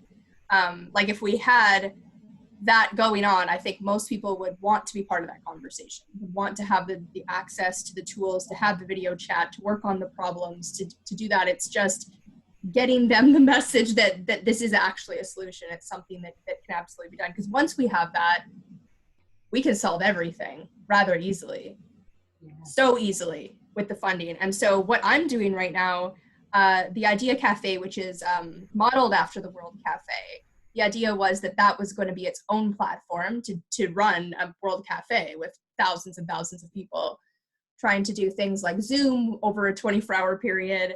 So I think our minds work very, very similar, but I can never seem to manage to get people to the ideas. But I have the Idea Cafe, which is its own YouTube channel, where we've been meeting since September to kind of showcase what that would look like in a 4-person conversation. So previously in September, it was a lot of like mental health. I had one on autism. I had one on sperm donation and like donation stories, because that's a community that I'm part of. And to just kind of showcase what my Idea Cafe would look like, right? Like what my dashboard would look like, because these would be the conversations I would choose to participate in. I also encountered this group called Game B. And so right now that is basically, we just have Idea Cafes on Game B every Tuesday, but I'm really enjoying it because that would be exactly what I would participate in, is how do we create a better world? How do we get from Game A to Game B?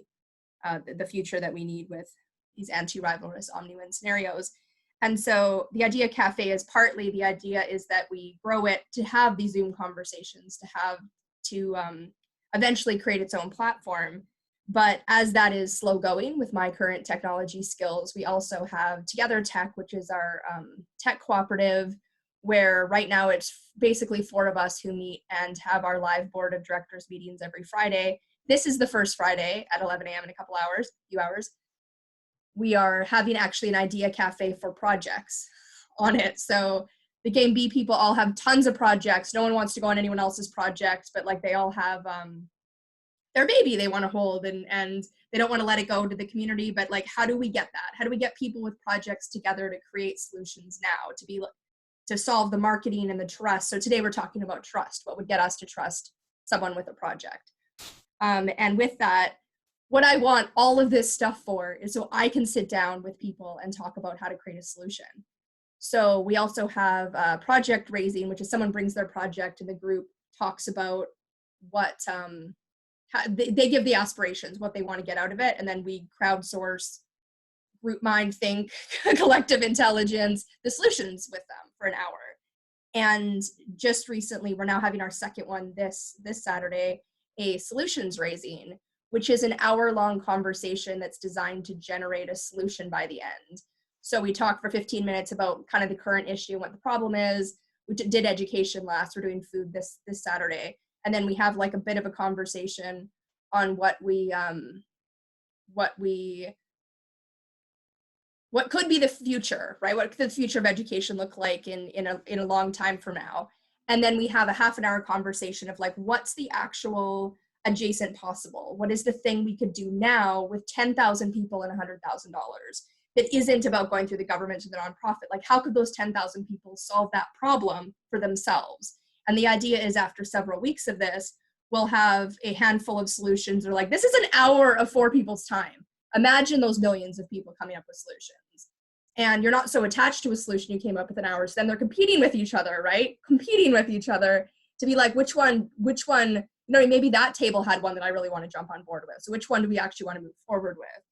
And so coming at it from multiple angles to kind of find out, like, how do we bring people together, 10,000 people, to have conversations, to generate ideas, and then how do we actually get those ideas out in the world? So I just wanted to share that, because I think it was very in line with what Jaime was saying with the multiple lane highways. Super cool, Jubilee. A couple things. I'm wondering if we can join your Idea Cafe, and also maybe when you do decide on projects that you're actually going to work on, maybe you would like to introduce them at the block party sometime on Fridays, and other people could join you or figure out how to help you or that kind of thing. I think this is going to be an ongoing 24-hour Friday thing for quite a while, so that would be great. So I just wanted to put that out there. Yeah, that's exactly the cross-pollination of, I mean, I have like new ideas for projects coming up constantly. The Together Tech is like the tech cooperative we all theoretically humanity owns together. Right now there's 4 of us. And yes, anyone's welcome to either come and participate in the board meetings, to watch them live on YouTube, to participate in the solution raising or the project raising, as long as they've watched a few and know kind of the general gist of how it works. And they're available, so you can watch them, you know, binge watch pieces of it and then come and and participate. The idea is all of it is done with the idea that we can create our own solutions and everyone's invited, right? You create a solution for this group of people because they're the ones talking about it, but like you don't create it just for those people. You create it and then invite people so they can help improve that solution or create a parallel solution, and creating the technology to be able to do that piece of it. I love that. And I don't know, I think we have a little bit of time before our next speaker is coming in. So I thought maybe you could share a little bit about Game B. I've been binge watching a bunch of those videos since I came across you. And I think our group would like to know about it. If they probably do, but it'd be great to hear what you have to say. Yeah, I can absolutely give a bit about what Game B is. So Game B, I encountered them in September. They've been around for a few years. It's some people who started it are Jordan Hall, Jim Rutt, I think Benita Roy. And the idea is that Game A is everything up to this point, right? It's capitalism, it's communism, it's even, the feudalism. I'm not the best at history. But we can see that all of these things come and interconnect with the end of humanity if we continue along the same trajectory, right? Like we know there has to be something after this or nothing after this, basically.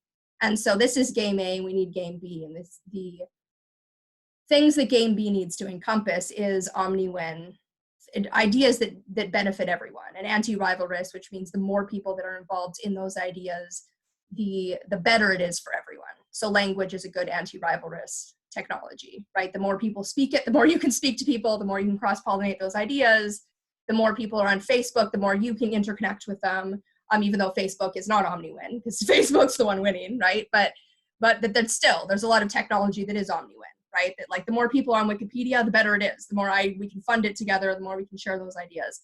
And so Game B is like on Twitter, is on, and sorry, I was just reading the comments. Yes, I'll share the YouTube links. It's a little confusing because it's like the Idea Cafe is its own, Together Tech just created its own, and then mine, which is Crowd Democracy, or was Crowd Democracy. Now it's Jubilee Saves the World by Meandering Through Life. But where was I at the? Well, you were making. Oh yeah, go ahead. And so, yeah, it's just the idea is people coming together and doing the collective intelligence bit, and everyone has their own idea of what Game B actually is and their path towards it, right? Like there's people who are like currency is number one, and people who are like the personal sovereignty is number one, and we have to solve that piece. And so that is what the majority of my week is like getting together with Game B people to create together tech, and then just getting together with Game B people to practice collective intelligence and have these conversations. And in the last week, I just got made an admin of the Facebook page. So it's a different space to step into where now I'm having to keep this confidentiality, which is not like my mission is like everything's transparent and everything's open, but like understanding the other side of like this isn't my baby, it's someone else's. And like, can I step into this role and hold that space, that vessel, while still fulfilling my mission of like sharing my journey completely openly. Like this is what I'm encountering, so I'm learning this, so I'm growing and evolving, and all these things keep coming into play. Like I will totally do a video later on radish.org because wow, how great that this came into my life, and it came about through Shiloh, and I don't know if you want me to share your name on it, Shiloh, but like wow, I just love that these things keep coming together in the right space in the right time. And like Game B, superhighways, whatever you want to call it, it's coming together, and we all get to be alive and participate in it and watch it. And I want everyone to have this hope, like everyone to see this actually possible future, because I think most people who are in this space, me included, see the like, oh God, there's a lot of work to do and everything has to be done at the same time. And I will not talk anymore. I'll let the next person talk. No, but yes, happy to be here. Do keep jumping in, Jubilee. This is awesome. My brother Dharmendra has his hand raised. Go ahead, Dharmendra. The more I'm watching this grow, the more blown away I am. And I'll just share a little bit of how Jamin and I met after the Vegan World 2026 conference here in the city I live in with Sailesh Rao and Mesa about 4 months ago at the middle of October. And he mentioned the word in a summit with Sailesh Rao, him, Jane Unchained, and all these radical people about climate healing and vegan activists and major players in the game, in the world, in this kind of stuff. And I heard him say radical collective intelligence, and my ears perked up. And what I bring to the table here with all of this is what's called accelerated collective evolution. If you're not aware of that, Google it. You'll find out I'm the only guy that's connected with it. There's other stuff called collective evolution, but not accelerated collective evolution. And where I did a interview with Deborah Grignard, where I go through and use veganism as an example of how to express what accelerated collective evolution is. And basically, Jamin and I met and we had a pizza and we started talking about what's happening now 4 months ago, when it was basically both of us were kind of dead in the water for years, and we shared some ideas and we started to connect. And by exchanging the kind of information that both of us have, this thing exploded. And I know it's because of Jamin and I coming together and blending our energies, because none of this was happening before 4 months ago. It's just exploded. And so the thing I want to contribute, and I want to keep contributing, keep reminding always, is that as we expand, it's ever more important that we stay connected to our center, and we come from our essences, and we start to learn to develop a meditative ability to converse. In other words, to converse together in a collective, but from a meditative space with our hearts open, connected to our beings, with our minds in a space of awareness. Because that, to me, is what the magic is that's causing all this to happen. And I've been working with Accelerated Collective Evolution in small groups. This is the first time I've ever done it online like this. So this is Jamin's gift to me. As he mentioned earlier on, my gift to him was about awakening. Well, his gift to me is this platform. Because I've always only done it in a room full of people, maybe 9, 10, 12 people, but always just in a private session over the last 26 years. But now it's amazing what's happening with it and how it's exploding. And I have, several people I've worked with throughout the years who are a total success in the life they're living simply by working with shadows, genius, and your higher self. That's a sequence we go through in a spectrum of consciousness, using any theme you want or your own theme from your own life. And that's what I work with in Vegan Synergy Meditation and Vegan World 2026, which I'm the facilitator of them. That's always an open invitation to everybody, but I love Jamin, and I love that he lets me come in and share this kind of accelerated collective evolution, because we both honor each other's work deeply. And him and his opening the platform to me, and me, and obviously in his words, being a direct influence in his own awakening, so that all of this can occur. So I kind of wanted to throw that in and just remind everybody it's so important that we stay connected with our centers, come from essence, come from who we really are. And there is a way to do that and to train that and to get deeper with it. And the fact that if we all come together and do it collectively, we could save decades of meditative time, sitting and doing it on your own in a group. We can do it in months. And this is proof right here. This is proof of, this is the result of that. On the platform level, world-class platform level, we're doing it here, not just in a room with a bunch of people. And I just wanted to share that before Brett comes on. And I met him just in the last, earlier this week in the Solutions Club, and he's very turned on to this stuff too. So I love the kind of people that are coming in, and just by seeing the reaction on a few faces, I love who I'm sharing this with. It's nice. So thank you, Jamin. I just wanted to throw that in. And just remember, centering, essence, accelerated collective evolution. We need to stay in our center. We need to be real. We need to be who we are. We need to stay connected to love and wisdom. Two main forces, love and wisdom. That's where we work with money. That's where we work with others. That's how we do everything. If it doesn't come from that love and wisdom space, which comes out of a meditative awakening and awareness that we train on purpose, intentionally in everything we do, then we're not going to change the world. We're just going to be the same as the world and try to get a different diversionary tactic to fix the world with the same thing the world's all fucked up with in the first place. Excuse my French, but sometimes it has to come in, so we have to come from a new space, and every time it has to be new. It's not, the minute you start getting fixated, you're going to fall, you'll easily get hooked by the world again into something and get pulled off course. So it's always got to stay in your own integrity and your own heart and your own being, and coming from that space of innocence. I mean, that's where the wisdom evolves from. So lovely to share all that. Thank you. And you'll definitely hear more of me on that as we go along throughout the months, the days, the meetings, everything. I'm just going to hammer it all the time because that's what I bring to the table. 50 years of meditative experience. It works, believe me. Beautiful, Dharmendra. Thank you so much. I want to take this opportunity to welcome Stephanie from Dublin, Ireland. I presume she's dialing in from home in Dublin, and brother Fred, who recently connected. And oh my goodness, what an amazing group we've got here today. And we're just getting started. And, you know, before, there's so many things I could comment on. I don't even know where to begin. And see, that's the cool thing. Each of us just jumps in with whatever is just juiciest and most urgent for us to express at the time. This is the cauldron. It's right here. It's all of us just popping in our magical ingredients, mashing them up, mixing them up, and going, perhaps a little more paprika. What do you think, Nolan? And then, so keep jumping in, everybody. There's no cue at the moment, so I don't think anyone has their hand raised. Correct me if I'm wrong. Just jump in. Yeah.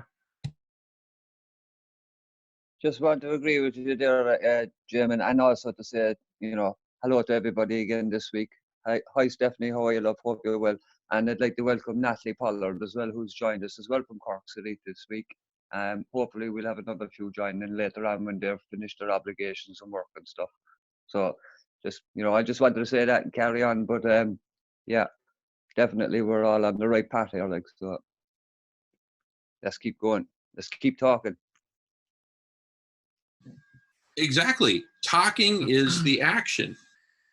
And as I've talked about, see, up on the Block Party page on Radish, there's a bit of information, and I think, and towards the bottom, there's a link that says 30 minutes of radical collective intelligence. And in that 30 minutes of video, it's actually like a 4.5-hour video, but on that page, we demarcate, you know, watch this 10-minute segment and then this 15-minute segment, et cetera. So there's 30 minutes of video to watch. I'd encourage everyone to watch it who hasn't seen it yet. I think most of the people here have probably seen it. But we talk about different facets. Welcome, Brett. I'll just complete my sentence here and then give a proper introduction to you. Hey, Brett. So anyway, on that 30 minutes of radical collective intelligence, we talk about different facets, and there are different facets. It all starts with conversation, but then after you know, whatever iterations of conversation, eventually we're ready to go on to brain swarming, which is a nonverbal collaborative exercise at generating ideas for solutions. And then from there, that transitions to what we essentially call a GitHub for solutionaries. It's like GitHub, the biggest open source software development platform in the world, but even more broad. So it doesn't just include software code, which is text, of course, but can include, you know, 3-dimensional CAD files, et cetera, that are open source, shareable, editable, et cetera, for the generation of complete solutions. And then from there on to modeling and optimization and implementation. So there's all these stages, but 2 things about conversation. Number 1, it all starts with conversation. And number 2, all of these other processes that go throughout the whole cycle of solution creation and implementation can be moderated, facilitated, and supported by conversations. So really, conversations for me are just like the heart and soul of collective intelligence. And with that, I want to welcome those who've just joined. I want to welcome Ronald, and we've also got Climate Healers. That's either Ray or Silas. I don't know who, but whoever you are from Climate Healers, welcome. And I want to welcome I want to welcome Ed, who's just joined us, and our very special guest, Brett. I'm going to ask you to say your last name, Brett, so I don't mess it up. Brett's joining us from England, and I met Brett for the first time this last Tuesday at the Solution Club at the beginning of the New World.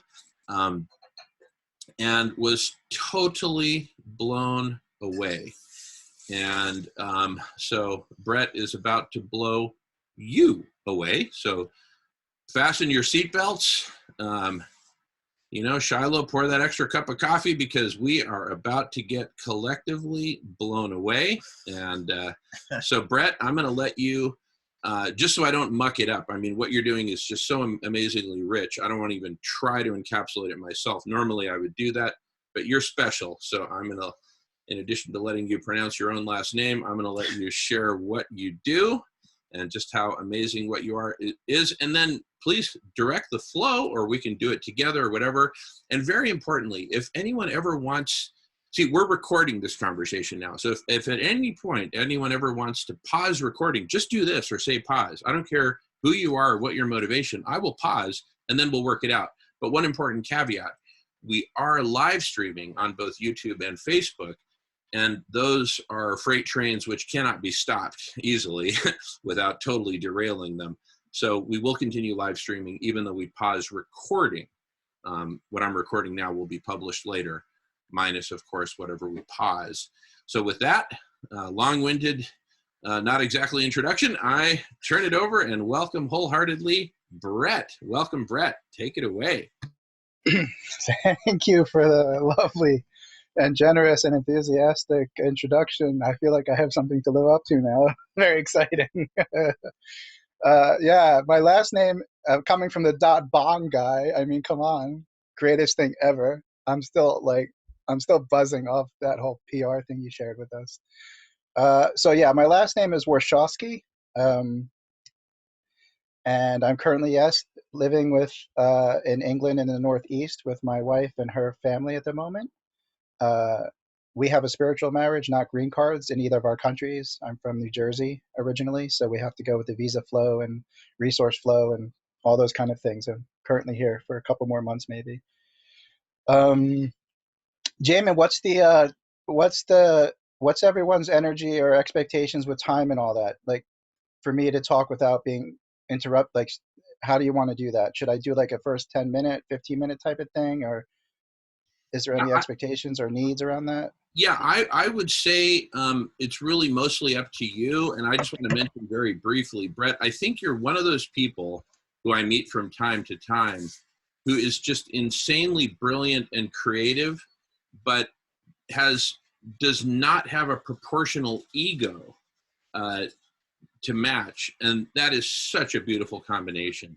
So just know, Brett, I just know that you are loved and you are appreciated to just infinitely, and just be yourself. So just let us know, hey guys, I want to talk for the next 20 minutes.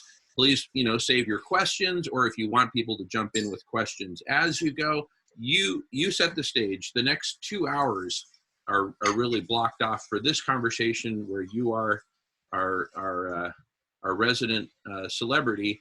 And then at noon, we'll be joined by Silas Rao, who's super awesome. And that'll be a bit of a different conversation, but everyone's welcome for that. Everyone's welcome for all of this. So just stick around. And Brett, so just let us know the ground rules and we'll play. Cool. All right. Thank you. Thank you for the amazing reflection. That's what better compliment could I receive than that, Jamin? Thank you. Thanks. It means a lot. So after you asked me, Jamin, the other, whatever, it was 2 days ago, to come by today and talk a little bit, I started thinking, like, one of my non-superpowers is graphic design and PowerPoints and all that. So, but I went into Google Slides and I thought, I wonder if I could put together a bunch of images that will help me stay kind of on point in telling a story. And I know you wanted some people to see screenshots of some of the socio-technology we're working on. So I thought I could do that. And I always like to try to do something I've never done live, so that's always fun. So I did create like these slides. I think I'll just use them as talking points, and you'll see some of the tech and screenshots, which I'll describe more thoroughly through question and answering and other stuff. I'm gonna probably rush through this a little because it's not like something I prepared or my big TED thing that I have refined. It's really the first time I've ever tried even doing this, so I might just rush through it. Some of them may make more or less sense, everybody. I'm sure it'll be fine. I do have, because it's Google Slides, some videos embedded that are no longer than like 4 minutes each. So I might show some of them or not, or skip by them. I have basically, as a forenote, our prototype socio-technology that we normally play with is not up and running. So in order to make up for that, like, I can show like a couple 3-minute like crappy use case videos I made once, and so you can at least see what I'm talking about in a video thing. So they're not like 10 minutes long. I think it's probably feasible to show them. And if people are bored, well, I guess they're bored. So thank you everyone for showing up and being open to letting me share like this. I'm mostly interested in conversation and inquiry. That's my favorite thing to do. So I'm super looking forward to that part, but I guess it's probably good to do this opening thing so you have some kind of context and you know what we might want to talk about. So let me just first see if I can do the screen share and get it working, right? Where is it? Oh, there we go.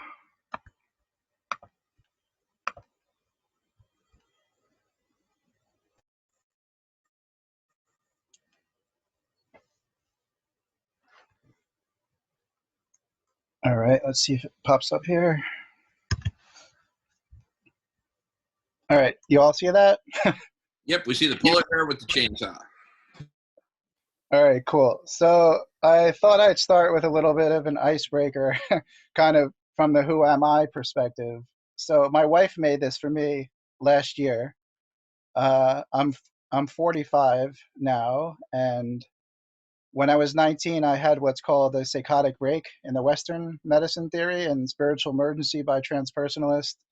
And I guess from an indigenous perspective, training to become a shaman. But anyway, I was in the Western system and ended up in the psychiatric wards, and it's part of my story, which I could share throughout or other times. But so I've been kind of out of the matrix or out of mainstream since I was 19. And my primary vocation, I like the word vocation, has been self-inquiry.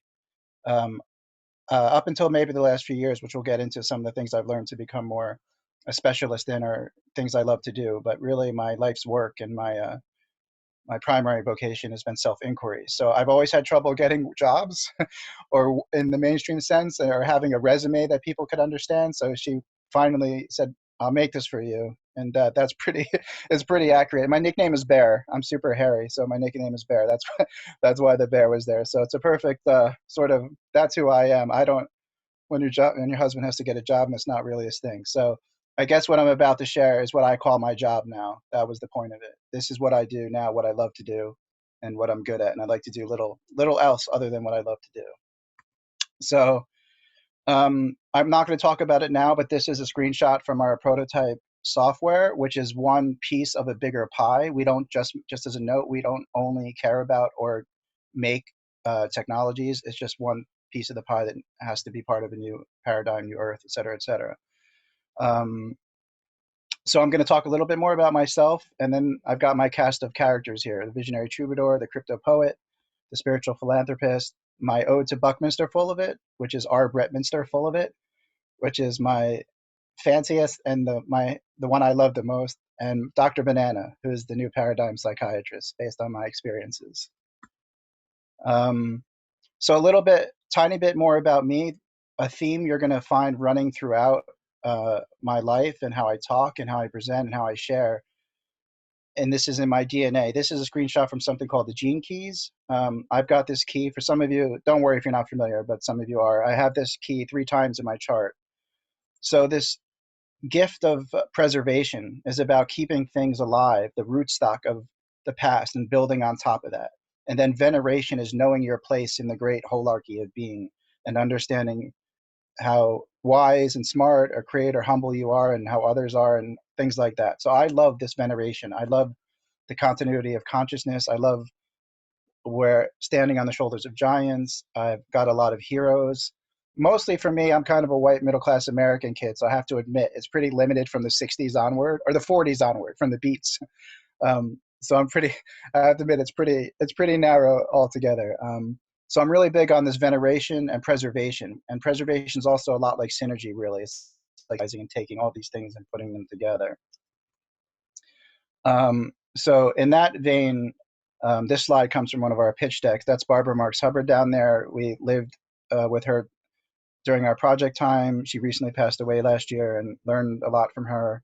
And just to, again, reinforce that I believe I completely stand on the shoulders of giants and now with other giants on the shoulders of each other. I don't really know how much is original. As Bono said, all poets are thieves, and I probably steal a heck of a lot of things. So it's really important to know that most of the work we do, a lot of it's sort of original in a sense from our lens, our novel, but really there's so many people doing the same thing, getting the same downloads from slightly different angles. So I always like to really ground that and make it clear that that's where I'm coming from. And yes, we've got some pretty cool original ideas per se too, but really it's all about this veneration for me in a sense. So also part of my DNA is something called the 7 S's of co-creation, which Barbara passed along. So Barbara's written and done a lot of work. So this idea of preservation is like, what are some of the key pieces despite thousands of pages of writing and all the talk she's done? So for me, the 7 S's of co-creation is one of those pieces. It's kind of like my values, to be honest. It's words like syntony, synergy, synchronicity, supersex, syntropy, spontaneity, self-creativity. This is kind of how I operate in the world, and I'll share this another time and people can check it out. So it's, again, another part of my DNA, and it's another screenshot from the technology. And then the Brett character, the main character, I think really I see myself as a gonzo journalist, which is a term coined by Hunter S. Thompson, I guess in the 70s, it must be the early 70s. And a gonzo journalist is basically speaking and writing and narrating without claims of objectivity as being part of the first person narrative. So that's me. I'm not claiming to be objective. I'm claiming to be in the story, part of the story, and telling the story. I like being different and maverick and wild and outside the box completely. So I kind of see myself, one of my passions is just to be like a new paradigm gonzo journalist, I would say. And there's one of my favorite quotes by Hunter S. Thompson, which to me is the story. When the going gets weird, the weird turn pro. So if I had to give a tagline, now all of America and the world wouldn't maybe like this, but for the meta modernists and the creatives of us, to me, this defines all of us and defines like the mission. So that's how I see myself to some degree in it. And it's time to turn pro, basically. And this is one more quote I saw someone put out, which is also, to me, part of this story that we're telling here. And I'll just read it real quick. A visionary leader is the person who sees the unfolding of a future story that others, at best, merely dream of. They become the story through intention, action, and devotion to a new reality. And again, I feel like it's something most of us can identify with. We're not just going to dream this new thing up. We're going to become it. Again, gonzo journalism. We're going to become this story through intention and action and devotion, which I love as a word. I love the word devotion because that's been keeping us going to a great degree. Part of my story is occupying the noosphere. The noosphere started in the 1920s. A few different people coined it. It's sort of the thinking layer of the Earth, like the hydrosphere, the biosphere, the noosphere. There's a few different definitions of it. I use a slightly different definition. My introduction into kind of activism came late in my life. I was sort of a little bit of a late bloomer from this mental health experience. So I attended some of Occupy in 2011 in Manhattan. I'm from New Jersey. And 2010, 2011 is a demarcation point for me, like of a new journey. So for me, the 60s and Occupy and existential rebellion is all about occupying the noosphere. This is how we don't fight the existing reality. We create new models that make everything else obsolete by occupying the imaginal realm, the thinking layer of existence, of consciousness. And a lot of people don't understand, and this is my perspective, they think like Occupy went away, or the Blessed Unrest kind of went away, or the 60s went away. But for me, we've all learned big lessons, different age groups here. My big lesson was finally like, Occupy was like getting the point of the Federal Reserve, and I'm not going to get into conspiracy stuff, just the facts of debt-based money and the Federal Reserve and all that other stuff. And it was like, oh shit, we can no longer go to the governments, like going to the White House. Even for me, existential rebellion, all that stuff's not going to cut it. So I think a lot of us went underground, let's say mycelial network style, and we're like, oh yeah, it's time to create the new models, and let's just forget about asking the government or the religions or the politics to change something for us. We have to be responsible for the changes we want to make. So for me, this is kind of the subtitle, we're occupying the noosphere. That's part of my story. And as a personality, like I said, I believe in the preposterous. This is a quote from this guy, Joseph Voros. He's got this light cone here, possible futures.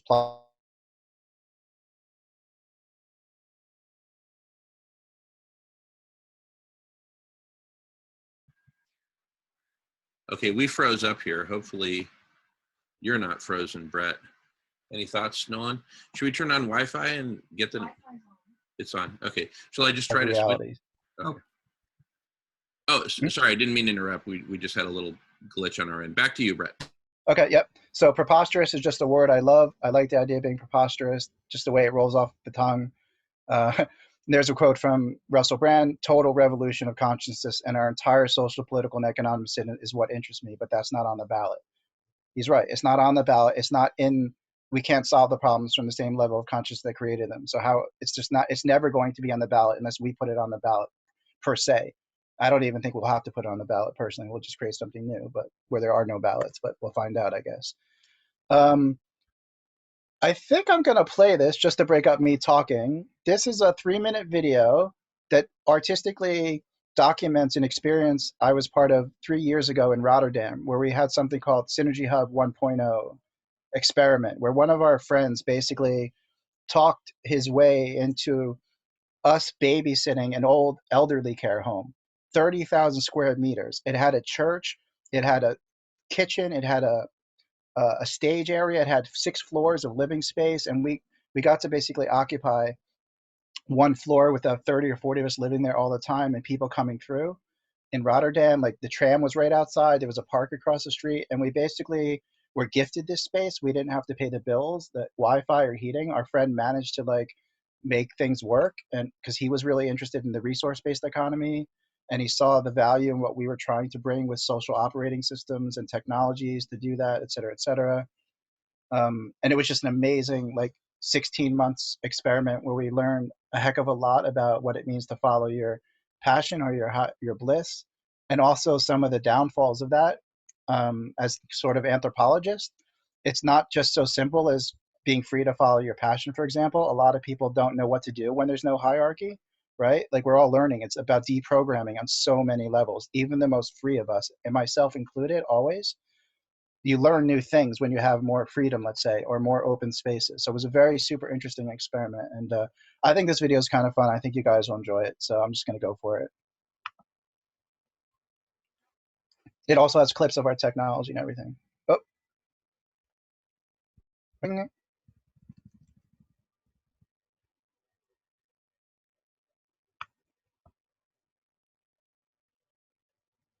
Are you getting audio? Actually, we're not. And I'm going to let Nolan explain to you, Brett, what you need to do when you share. I think I hit that. I think I did that. I'll try it. Yeah, you check that checkbox to basically share computer audio, I think is what you need to do. Yeah, I thought I did, but let me see.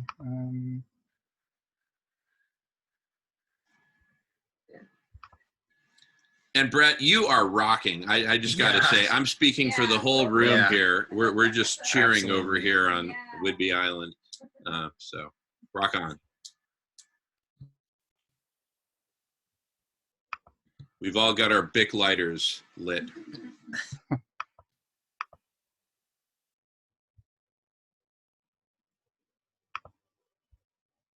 Okay. 1 second. I've lost the.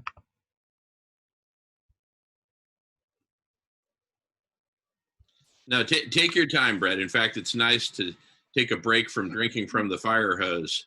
That's cool. Yeah. All right. All right.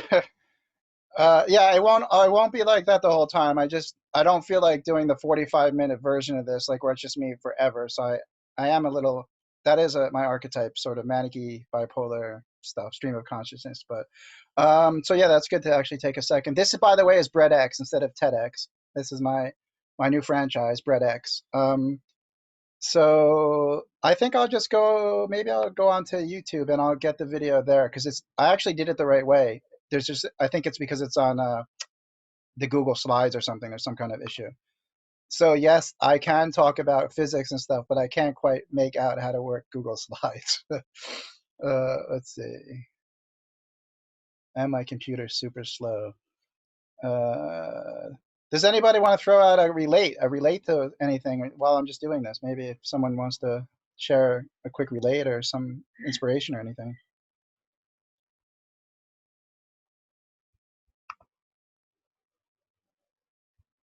Hi, Brett. This is Melissa. So awesome hearing you talk. I can so relate to everything you're saying.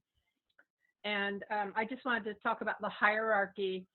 I had an experience years ago. I used to be an architect, and the architect was quite manic, and he checked the drawers of each of his young architects' desks to make sure all the tools were in a row, and the erasers and the pencils. And the creator, I got hired by him, stuck me into the boss's office as my workspace. And he came to check my drawers to make sure everything was in alignment. And the following day, I turned up with a brown paper bag, and I pulled out my drawers, and I said, "Coucou, Joël Claes," because that was his name, it's French. Belgian, sorry. And I took all my stuff in the drawers, and I dumped them into the brown paper bag, everything. And I stuck it under my desk, and I go, "Woohoo!" Oh, poor guy. And the reason I'm mentioning that is I'm really loving your creative imagination at play, and how important it is, not just being weird, but which actually was the ancient name for sorcerers, sorceress, which source means, in French means to go back to the source of things, back to nature. Nice. And they went to nature to get the herbs and the medicines and the plants to heal people, of course. So I just really love this exploration of self, and this uprising of this sort of consciousness, and some of us just got it downloaded in us in spades, and have enacted it throughout our lives. And even if we weren't conscious of it at the time, we just enacted it. And I think that's a really important place to come from. And then if you back out of the actual act, you can see that you were perhaps standing for something like equity, or, you know, social justice, environmental justice, which came through an act, a courageous act that looked weird. Right on. Thank you, Melissa. I love the diversity of this new group for me that you've all cultivated here. All right, I'm going to try the video. I'm going to assume the sound works. If it doesn't work, Nolan, maybe give me a wave if it's not working. This video was created by Chris, one of the original founders of and the coder of some of the technology I'll show you later. His mind works a zillion miles a minute. That's why you'll see what you'll see. But there's some good footage in here. It's quite fun of a download. So let's see if it works here. All right.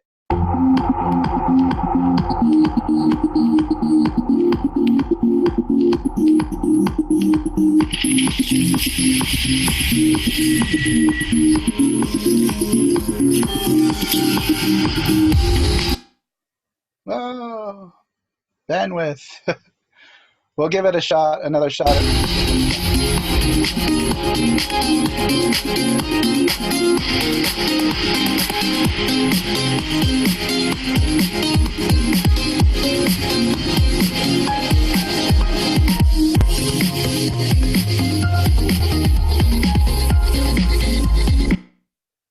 Oh, one more 10, then I'll get rid of it.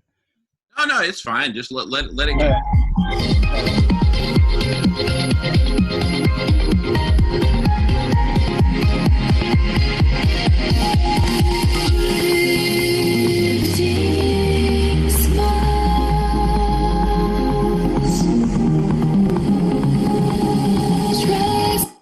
That's not a bomb. Those are ether mining equipment.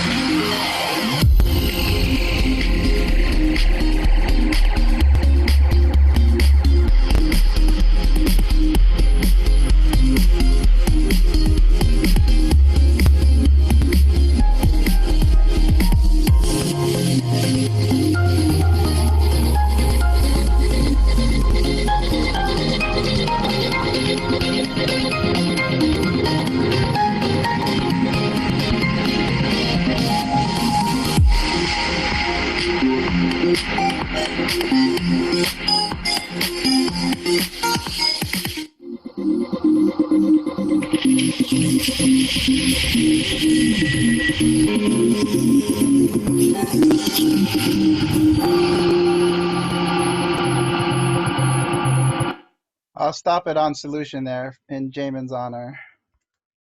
Just a few more seconds that the video went on like that. Thank you, Brett.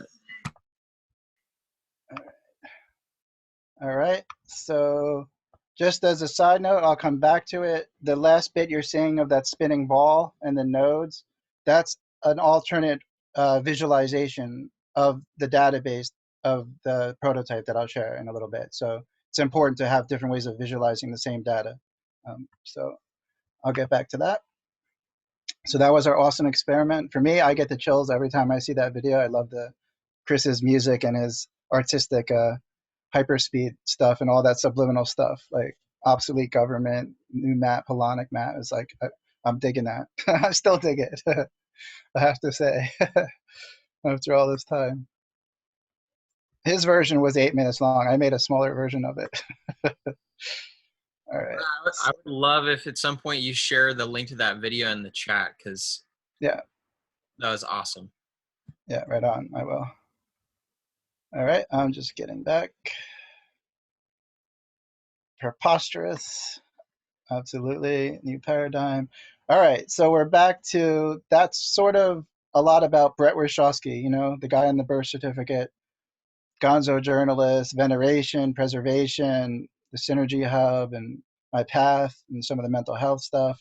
And here's some of my other characters. There's the visionary troubadour, the crypto poet, spiritual philanthropist, Brett Mr. Fuller, and Dr. Banana, as I mentioned. And this is, again, a screenshot from our prototype, just showing that you might have one central sovereign ID. We called it a me holon.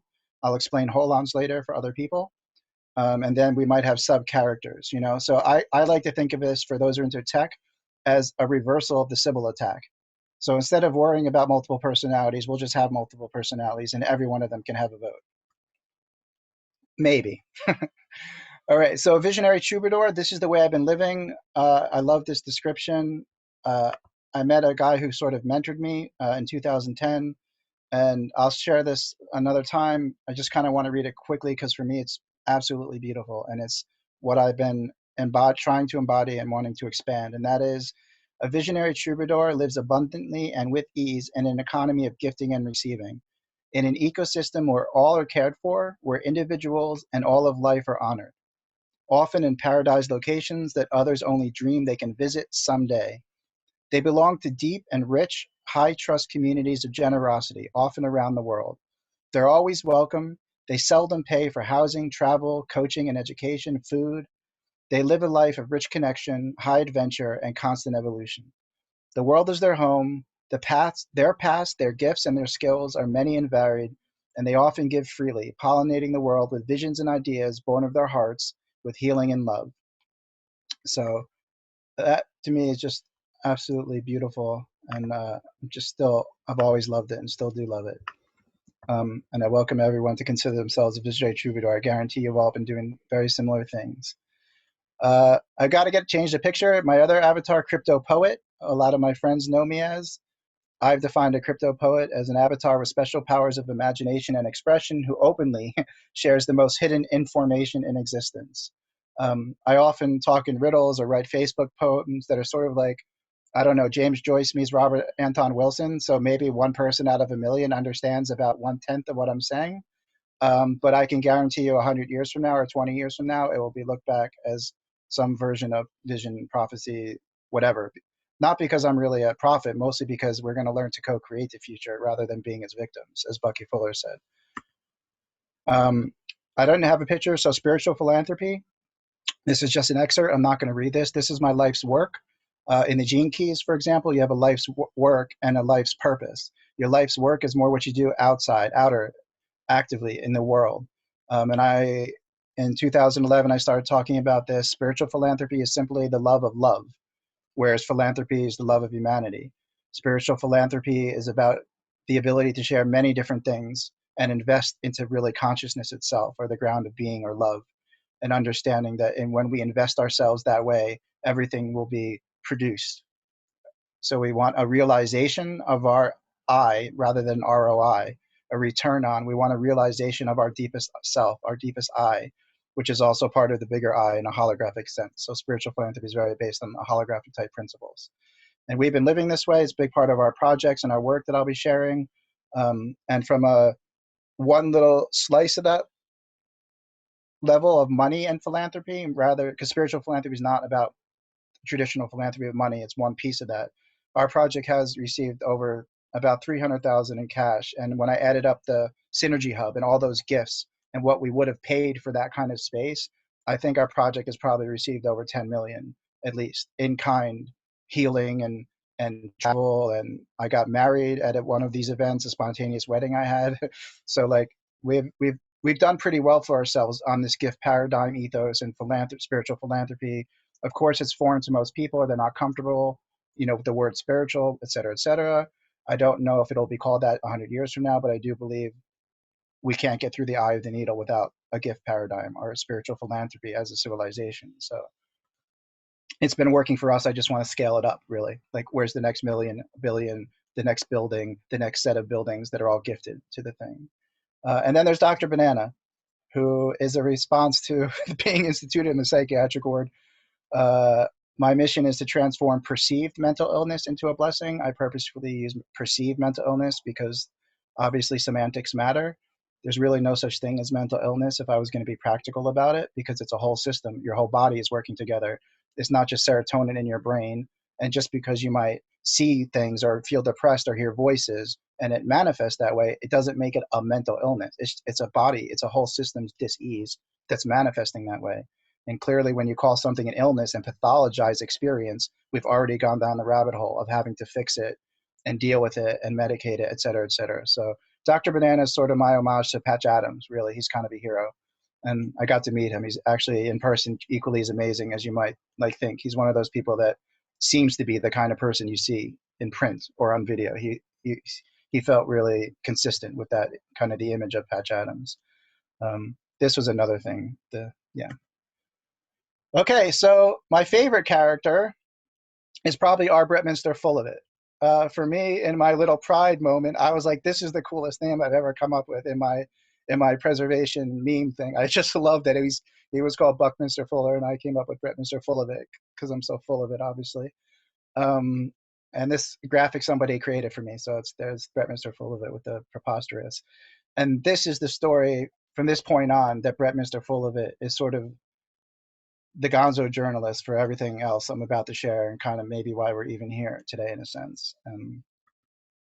But everybody should call me Brett. I don't go by like changing my names and all that. I'm just having fun. And Bretminster Full of It is working on a novel, Domesticated Primates Win the Game. The story for me is called Transmedium Production. What we're up to now is not transmedia, although transmedium is plural singular, but the medium is the message, et cetera, et cetera. There's different mediums. We're all mediums here for a message. Nanotechnology is a medium. Film is a medium. So it's not just transmedia like internet and blogs and emails. I want to go into transmedium production, where everything is a piece of the production. So again, I move at pi rate. You can figure that out for yourself. And I like to create memes. So where are we going? What is this new story for me? This is what we'll get into now, some of the tech and the platform I'm part of. So existential rebellion is my little thing. It's not like part of our platform. It makes me laugh. But really, turn on, tune in, co-create, right? That came from Timothy Leary. He said, turn on, tune in, drop out. I've changed it to turn on, tune in, co-create. So co-creation is the thing to tune into and turn on to in our world, especially with our project and the new story for me. And this is Bucky Fuller. He said, we're called to be the architects of the future, not its victims. So of course, I just had to change it a little bit we're called to be co-creators of the future and not its victims. Powerful, powerful statement in my mind. Powerful, powerful statement. So what am I doing now, and how does this all relate? The project I'm part of is a loose word, project. It's very hard. Someone said it's really a whole systems innovation. Is it a collective? Is it a this? Is that? It's kind of loosely a lot of things in a way. But the 5 core people who are catalyzing our work are called together. and the social movement and the social body of our global organism, which I'll get to share a little bit about, is we use the word together as the name of the social movement. Of course, there's a quote by William Blake, which a lot of you probably have heard before, from one of his poems, and I'll skip that for now. So together is the name of our collective and the social movement aspect of what we do. And I also always like to make sure everyone sees some of the people. So some of these people in this photo are the core co-creators. And also the gentleman in the white shirt with the kind of scarf thing on, his name is Raj, and he was one of our early spiritual philanthropists who really showed up and helped us get to Mexico and live there for a year. My wife is right there next to him, sort of peeking in. Chris, who's created all the tech from the zeros and one perspective, is in the back, the taller guy, I guess, with the short hair and the mustache. Devora is in the middle there, looking all goddessy, red hair, like belongs in the forest there. And Ansan is the one sitting next to the woman in green. And everyone else there is someone who's sort of in our network or community, by the way. Oh, and Mona's next to Chris. Mona's a core member. Anyway, so it's nice to see some of the people that are part of the core. And that's my wife, who makes everything, it sounds all sappy, but everything has been possible for me in my personal life because of her. Like, she chose to love me before I turned the corner. She's my heart and soul. And she's more of the systems architect, meta architect brains behind that, some of the outfit, along with, so I'm on the core team now with 4 women and just me, by the way, which is also, again, super important for the feminine principle and women in technology. Like, our women may not be the actual coders, but they're going to be influential in a technologically influenced project. So to have 4 women in the core, that's super, it's not something to be taken lightly eventually. It's maybe not mean a lot of people out there, but when we get to the mark, and by marketing, I mean, like Jamie, like you were saying, like the telling of the story and the expression of these things, it's going to be really great that was the case.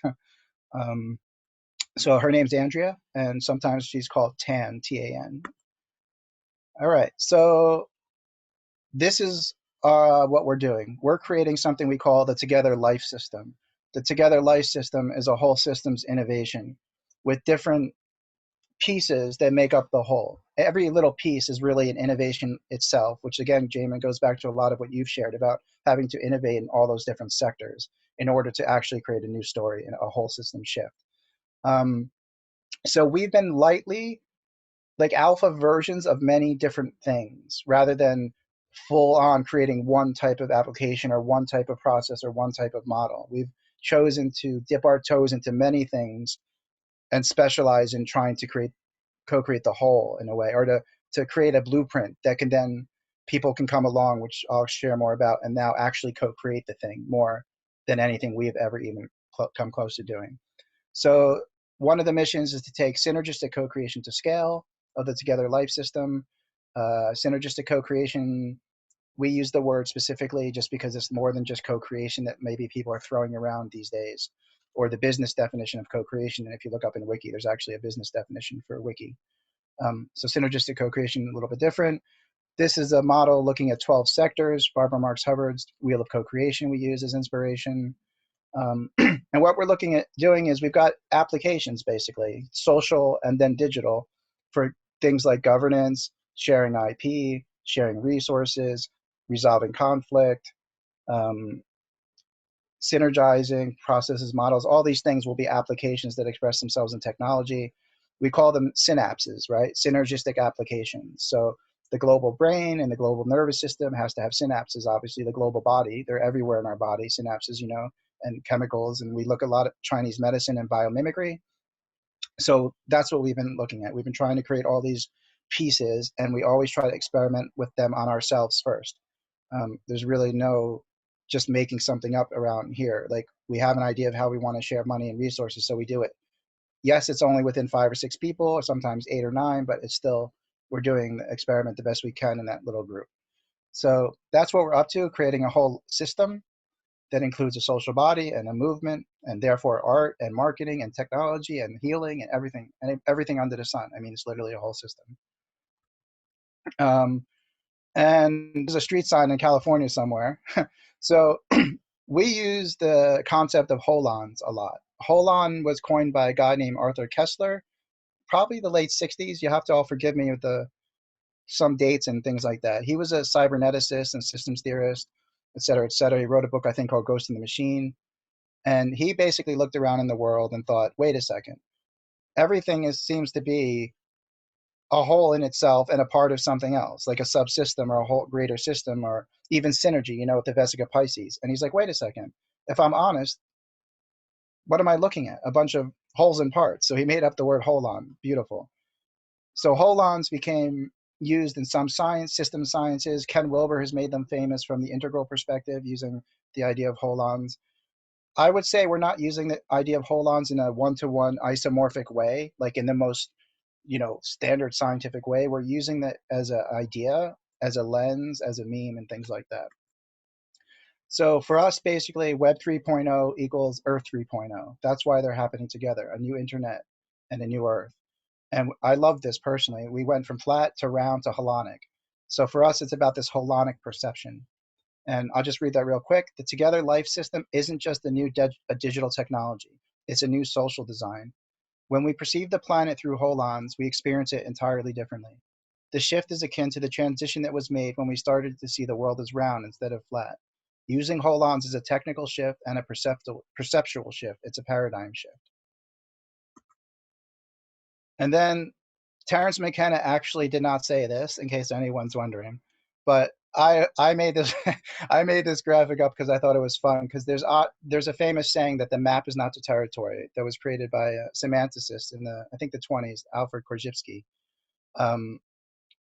he was a leading pioneer in semantics and logic, which is way too deep for me, but it's a very beautiful metaphor model. The map is not the territory, that's been used in many disciplines and religions and spiritual spaces, because it's basically saying what we see is different. It's going through our nervous system. Things are being filtered, truth as it is, like the Matrix. The white room is being filtered through our personalities and our perceptions and our nervous systems. So the map is not the territory. Or you can't eat a menu that says hamburger, right? The hamburger says there's a menu on it, but you can't eat the menu. So the map's not the territory is very famous. It's very related to our socio-technologies in a way, and why the thing was called New Map originally, because it's mapping your perceptions of reality compared to reality itself. And just understanding that is a positive and a leap of imagination, really.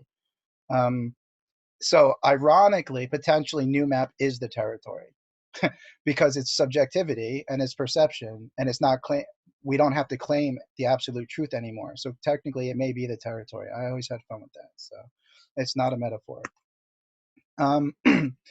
So this is a screenshot. And again, I've got some videos and other screenshots I can share. That's got a bunch of different screenshots of some of this New Map prototype. So I'll share a little bit about that. New Map was first created by a guy named Chris Larcombe that my wife, Andrea, and I met in January 2013, when Andrea, I, and Chris kind of set off on this gift paradigm adventure together with the three of us. At that point, it didn't look like this. It was very much scaled back. He was 2 years into a PhD for robotics/AI, but had dropped out of school, kind of, started watching Zeitgeist. And I've got a video of him doing a New Map thing I'll share as well, Nolan, that people would like to see. He was originally very inspired by the resource-based economy, the Zeitgeist movies, the Venus Project, and had some awakening moments, at festivals and psychedelics and things like that. And was like, obviously didn't want to be in the ivory tower of academics anymore, where they own all of your work and they don't really care about you, et cetera, et cetera. So his first inclination was, we almost already have the conditions for a resource-based economy. If you've got FreeCycle and Couchsurfing and all these different databases and applications where people are sharing, even unconditionally, but they're in different databases and they're not talking to each other. So the first thing he wanted to do was create a meta-type platform where all of these databases wouldn't be siloed. So I think he made his biggest leap was this holonic idea, this holonic database, just thinking in holons. So I think some of the most major leaps in science, despite all the sophistication later, I think, and he wasn't so much into Ken Wilber or holons from Kessler. He saw the idea, I think, somewhere and used it. And I think that was a massive conceptual leap, which inspired a lot, through the years. So So he started that. He built the first version of it. Andrea and I came along and we started thinking more of the user applications. And we started out on this journey wanting to basically create like a co-creation platform. It was around that time, 2013 or 14, we met a woman named Sherry Herndon, who introduced us to Bar Marx Hubbard. So then we got more influence about co-creation itself. What does that really mean? You can imagine when we first started, we thought we might just start a business and like create a platform. And, 7 years later, it's like, no, we're creating a new civilization and a new reality. And it's way bigger than we even thought, despite how ambitious we might have even been. So I'll do props to Chris for starting that, and we're carrying it forward. As a side note, let me go back. As a side note, we're going through some organizational changes and interpersonal changes at the moment. So we might change names and rebrand some things, and just it's kind of time for the three of us to evolve ourselves and let some things die and let other things grow. I think even for me personally, being part of this group and the Live Hope crowd and all the other things we're working on, and Mona and Ansan are in Egypt, our other two members with Deborah now, they're working on some things. So there's just a time of rebirth in our space a little bit. And Chris may kind of go off a little bit and do more futuristic R&D, while Andrea and myself continue stewarding this version that you're going to see and you have been seeing, and try to take it to more of its fulfillment, rather than also just always do R&D. Chris has got a major gift and passion for always pushing the envelope and doing the next thing and the next thing, rather than finishing one thing at a time, which is really his gift, rather than something to get down about. This is the global wheel of co-creation in NewMap. It would have been real time if I could have showed you the prototype, which is down at the moment. But I just wanted to show, Jamin, this was for you, because for me, like, this is it. Like, we're mapping, here's all the global sectors with all the projects within them, and all those conversations would be categorized in there, and the golden innovations, like once somebody comes up with an innovation, it becomes a golden innovation. How do they all interact? The middle group is called the Community of Pioneering Souls. And for us in our architecture, that's actually organizational, not just technological. So there's a function in the global body, in the system, that actually its mission and function is to coordinate and collaborate and synergize the different people and help them work together, help them get over things together, help them grow together, et cetera, et cetera. It's also just a nice graphic. This was the 3D visualization. So the database can be visualized in the future in a zillion different ways. This was like, Chris did this in 5 minutes, but it was just to show that, like, so those are all the holons in the database, that people's passions, I say mapped, it's not really a mind map, it's really a inputting data into the database, but it also is a mapping tool, quote unquote. You can use it to map things, but really it's a database, per se. And that's a couple of videos. Let me just stop my screen share. Okay, so at this point, I could show a couple more 3-minute videos of NewMap prototype, like in action. So you just literally see it physically, and some screen grabs I have. Or I could we could have a little conversation first. Does anyone have, what's everyone's energy like? Like, is there any inspirations? What are? Yeah, Shiloh, go ahead. Hi, Brett. Thank you so much. I have so many connections with your story. I'll just try to summarize. One thing, I had this grand vision of the future, and it was back in 2000. And it was during a mental break. So I don't really feel like I created it. It came to me. That's something I don't normally share because it's it's hard to share that. But anyway, in my vision, I see hubs. I love that you did a practice hub. It sounds like it's more technical based because you're creating one thing, but in my vision, actual community hubs that are like neutral centers. I call them hubs because I think of them as humanitarian. Anyway, I think of them as a physical receptor for our like global neural network in the real world of centers where we come together and do exactly these things that you're talking about. Like, you're creating this mind and thinking apparatus of what I pictured in the real world, which was really great. And I did share it with Barbara Marks Hubbard and her group about 15 years ago, so quite a while ago. And I love how it came together in the circles and like pieces of the pie. And it's mind blowing. I love it. I love that just how like collective consciousness works with or without us knowing it. And another part I wanted to say just really quickly, these hubs in the physical world are, in my vision, we're like centers, but also they're like routes for your, what did you call it? Your visionary troubadour? Troubadour? Where you travel around the world, you have places that you actually can go. They're set up for people, musicians coming through. It's just like this global network for real connection and also taking responsibility back at the locations that you're at, but then being able to spread those things in a physical, it's just a more physical experience. But I just wanted to say how beautiful it is that we're all interrelating these great visions. And that's it. Just wanted to say thank you for sharing, and I'm excited to hear more. Thanks, Shiloh. Anyone else like to chip in? I'll hop in real quick there. Brett, how you doing? I just met you the other day. I'm just going to throw in a little, as I call it, manifesting into visible appearance, all Jamin and I meeting 4 months ago as these two forces like a Tai Chi symbol. And I see now the third force has entered the scenario, which means we're going to be unstoppable. And the 10,000 things are going to be created all of the beginning of the Tao Te Ching. The one created the two, created the three, created the 10,000 things.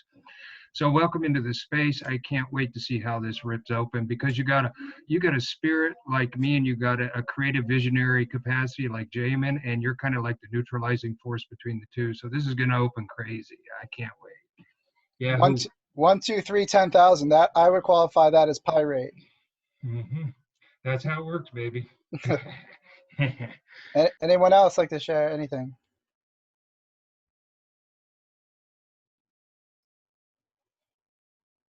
Okay, I'll take that as a no, and I'll share a little bit more.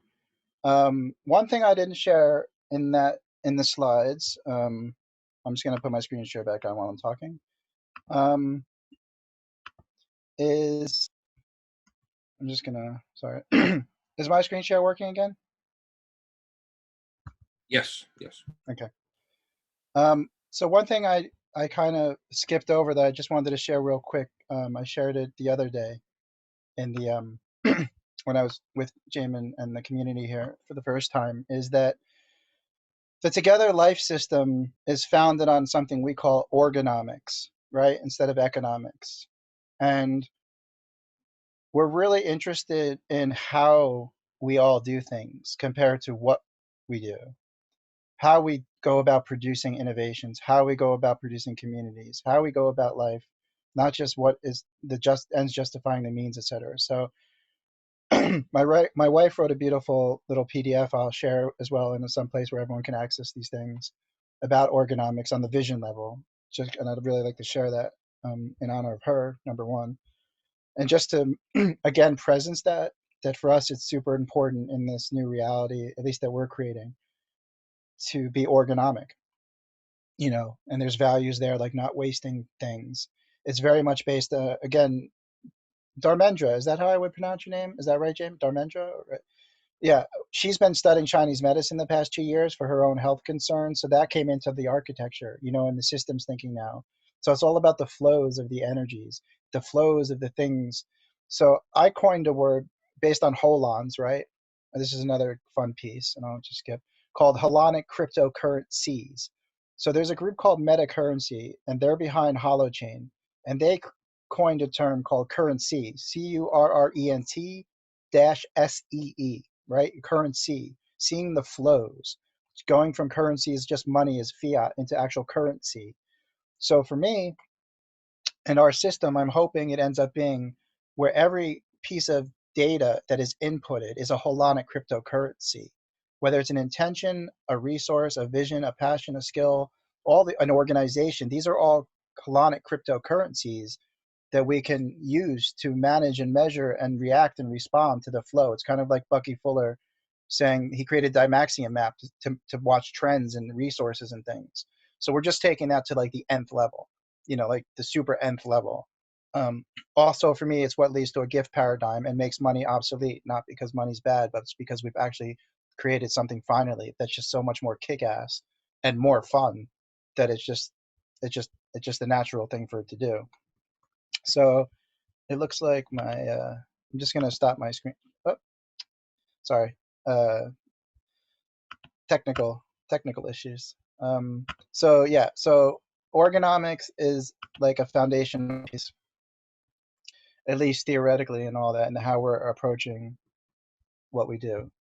I'm just fidgeting with this presentation thing. It doesn't seem to want to move. Yeah, go ahead. So Yeah. this Melissa has a question. is okay. Melissa, go ahead. Yeah. What I find really interesting about that, Brett, is that people can hoard money, but you can't hoard energy. You can't hoard flow. And so part of the problem we're facing right now is people have gotten into addictive behavior with currencies, you know, money, currencies, and things. So in a way, this frees us from that addiction when you get into the current seas, you know, the flow of energy, which flows through everything. So it seems to me that this will free us big time from hoarding.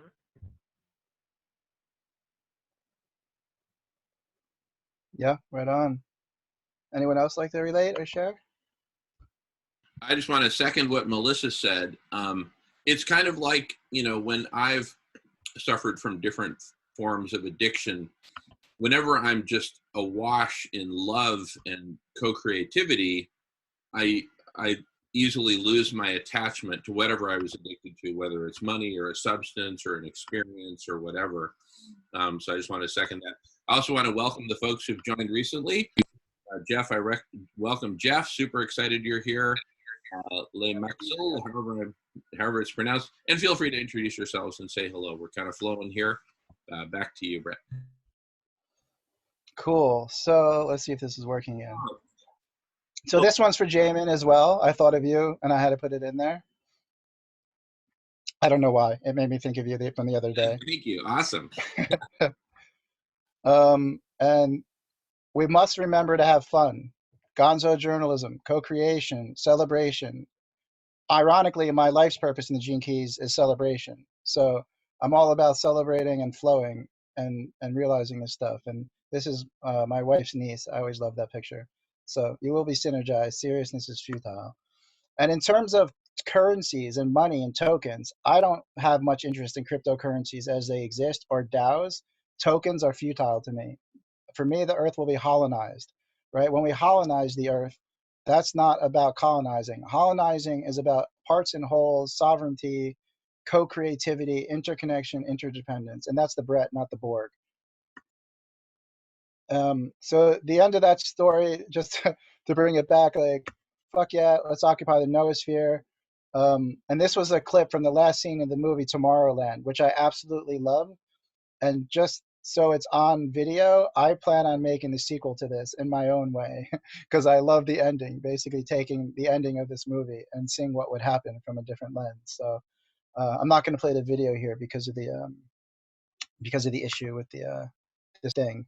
So that's all my slides. I've got tons of screen grabs of this new map prototype that I can share, or a couple more 3-minute videos so people can see it. Is that something that we should do? Like, or what do you think? I think it's really up to you, Brett. Okay. I appreciate that you paused to let people comment. And I think it was Lawrence who I was trying to acknowledge a moment ago. Anyway, welcome everyone. So excited to see everyone here. Back to you, Brett. Well, let's see. Does anybody have the ability to say hi that just checked in? You want to just say hi? Or I'll carry on in another 60 seconds if not. But like, let's just, if anyone wants to say hello or something, I'll give you the floor here for a second. Or I'll just assume you're driving or something and it's just not easy for you to do it. Or you're introverted. All right. So I'm just going to go seek out a couple of pieces on the other channel. And again, welcome someone. If anyone has a relate or wants to just fill the space, or we could have silence too, that's fine. I just want to say real quick, Brett, that it's synchronicity, another synchronicity. So you're a 4232 in your Sun Earth on your personality side, from what I gather you're saying. I think I'm terrible with the Well, astrology side. celebration is the 42nd if that's your life work. Or For, the Siddha. That's yeah. the Siddha. That's the Siddha Yeah, celebration. Yeah. That's my life's purpose on the bottom. Oh, on the bottom. Well, that's Yeah. even better. It's funny because both my nodes on my personality side are the 3242. So we were destined. Wow. Because you're in my environment. You're in my environment or my perspective. So that your purpose. So natural connect there. I like it. I love it when it corresponds in the science. You know, the gene keys, the human design. It's nice. That's amazing that we have that similarity.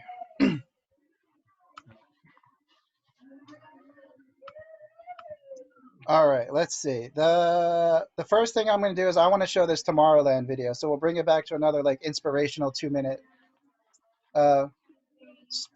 message from our collective sponsors or something like that. So I'm just going to hit the share screen again. Jamin, can you mute everyone, please? No problem. I'll see if everyone can mute themselves. That's ideal, and I'll do my best to mute those who need to be muted. Cool. Do you got the screen share? Yeah, we see it. We see it. Oh, I'm going back and forth. Hold on, I'm going to screen share it again. I don't know if I did the the sound thing. Okay, yeah, it's there. That's all right. This is the end scene of a movie called Tomorrowland that was with George Clooney and had the Tesla Tower, etc. in it. Are much more than that. So, go out there and do what you would have done. Find the ones who haven't given up.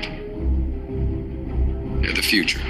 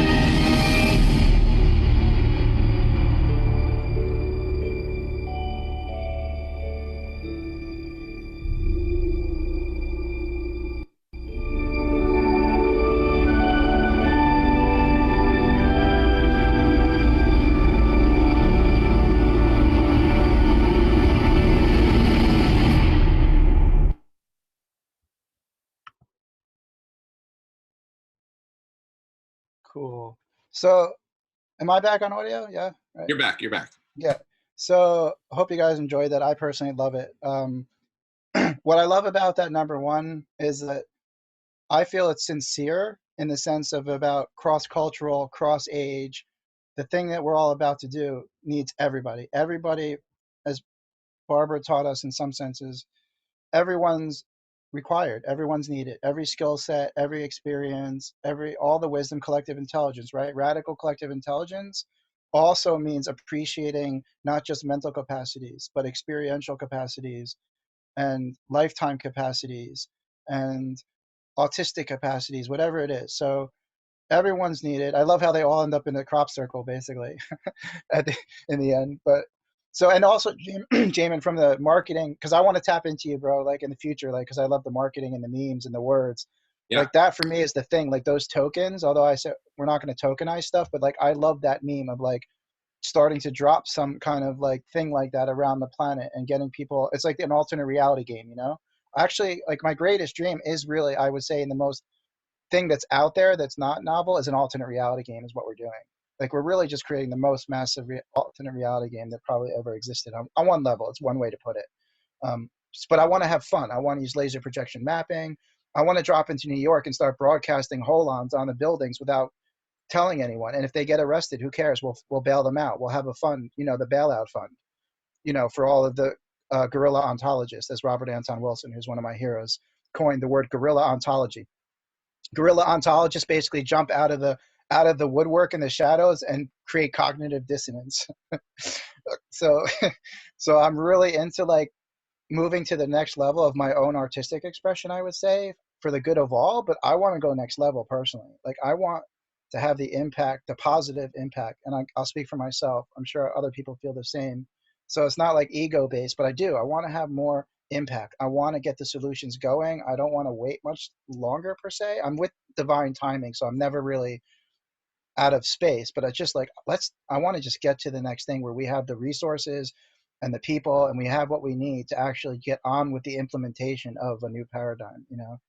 So yeah, I just love that clip. I like that everyone is needed. Everyone's required. Black, white, yellow, whatever, men, women, old, young. That's, for me, that's a super powerful video. Melissa first and then Shiloh. That's beautiful, Brett. Thank you for sharing that. One thing I've noticed through the art installations, public art installations I've been working on, is that people really want to get involved as well. So I think if there's a way to actually have public or community engagement in those projects, I think that's even more powerful. So I just wanted to add that.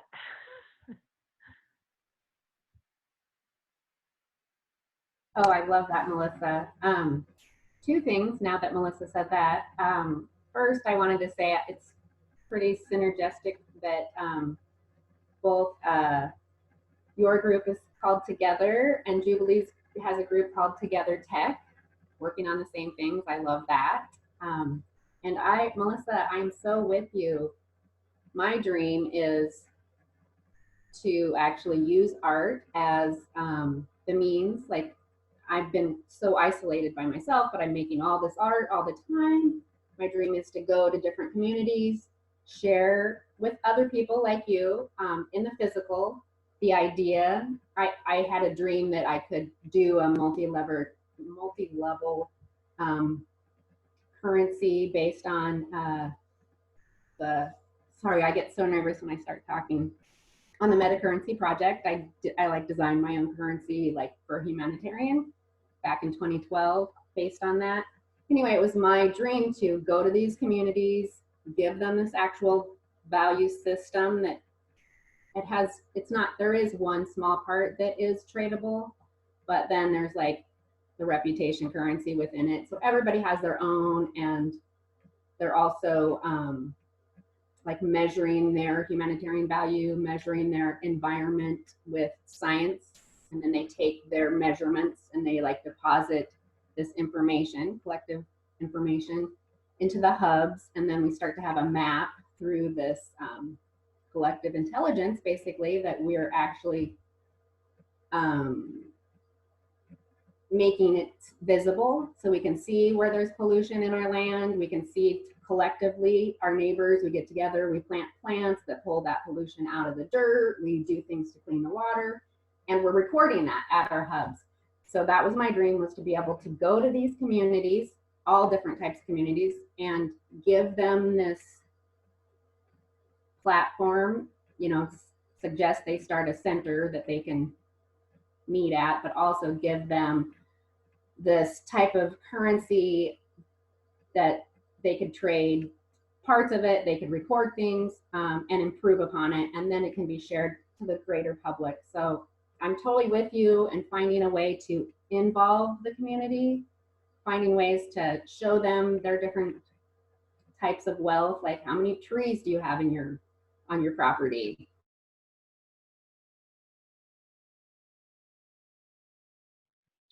Shiloh, you froze up for a second there. You're still frozen. Darn, probably because I was getting too nervous. And Shiloh, there. Shiloh, I love your sharing. So, you know, and also I wanted to say that when we share, see, we're part of a collective now. We're all holding each other, right? So let's lose the old paradigm, like, you know, the binoculars. Hey, it's almost gone. I can see it. Let's lose the old paradigm that each of us has to create some kind of perfect, complete whole-on. And if we don't share a perfectly complete whole-on, then no. Share a tenth of a whole-on, share a portion, share a crumb, share 90% of it, and then just throw it back to the rest of us. And like a beautiful contra dance, you know, we'll fill in. So that, anyway, I just wanted to share that. Please. And a crazy concept, Shiloh, I'll throw at you is our hearts are all one right now. So just melt yourself into all of our hearts and borrow anybody's voice and skill you want. Believe me, it works. That's what we do in Accelerated Collective Evolution. It's real. So just whether you believe it or not, just trust it and have your intent there. You speak beautifully anyway. I love what you're saying. Melissa, then James, or is James just giving a thumbs up yet? Melissa, did you want to? Yeah, I just wanted to respond to Shiloh. I love doing public engagement projects. So, honey, come on aboard and I'll help you get started. So we're a collective now. We get to collaborate and co-create. So you're not alone. Just reach out and we can all help each other get these beautiful projects off the ground together. Cool. Does anyone like to add anything else before I share a little bit more? James?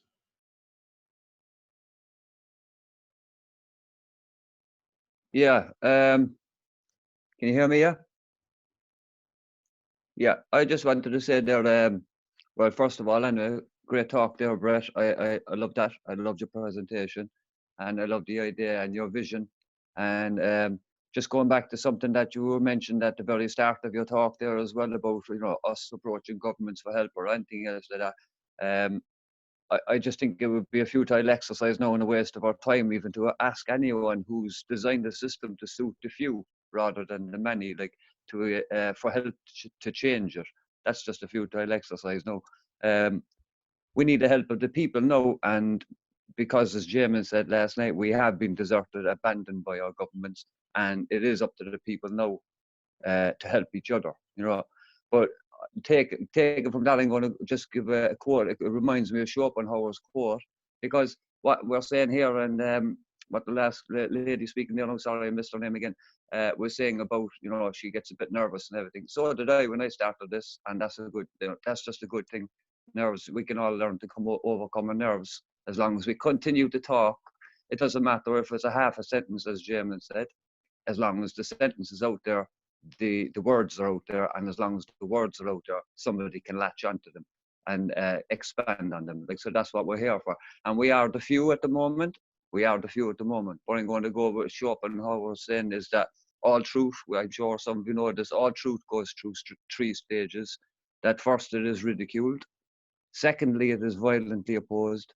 But thirdly, it becomes as self-evident. So as long as we persist here and persist with trying to spread this message and spread this vision, because, you know, we are at the dawning of a new paradigm for humanity, and we just need to push it now and make the masses aware of what's going on. And it's only the people that can solve it. We're no longer dependent on those that are being power. So thank you very much, Brett, and, you know, carry on. Cheers. Thank you, James. Appreciate it, man. Cool. All right.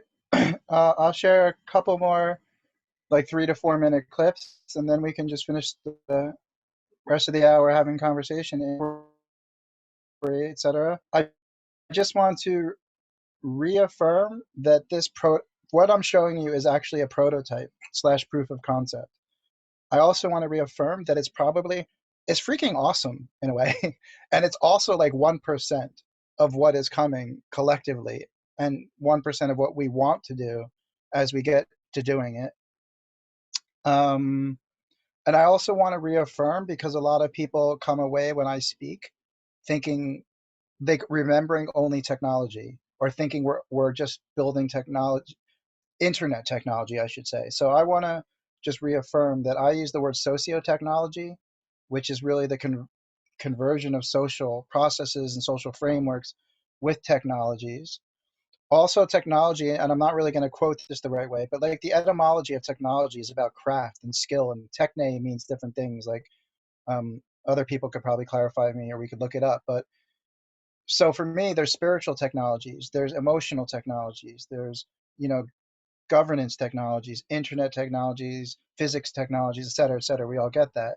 And it's really about combining all of these technologies as expressions of humanity and consciousness to co-create. So I just want to be sure everyone understands our hearts aren't just about building this new internet. It's like that's one massively important piece of the puzzle that we feel like we have some pieces of, along with a lot of other people.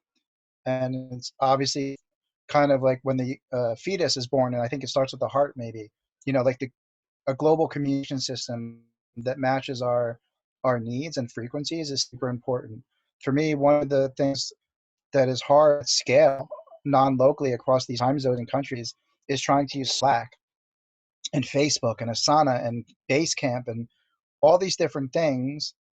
They don't really match the speed and agility and intention and missions that we're all on. So what we've got to get closer to a almost telepathic co-creative technology, because of course I'm sure we'll all get there eventually without any technology. It wouldn't even surprise me we don't even build half of this stuff, because we just like pop into something else, some of us. But we've got to have this type of technologies with AI, as Jamin said, AI for good, and integrated Zoom video and this holonic database and different interfaces. This will allow a zillion conversations, and I can't wait. Jamin and I have just met. I mean, we haven't even had a jam session on all the all the possibilities and stuff. But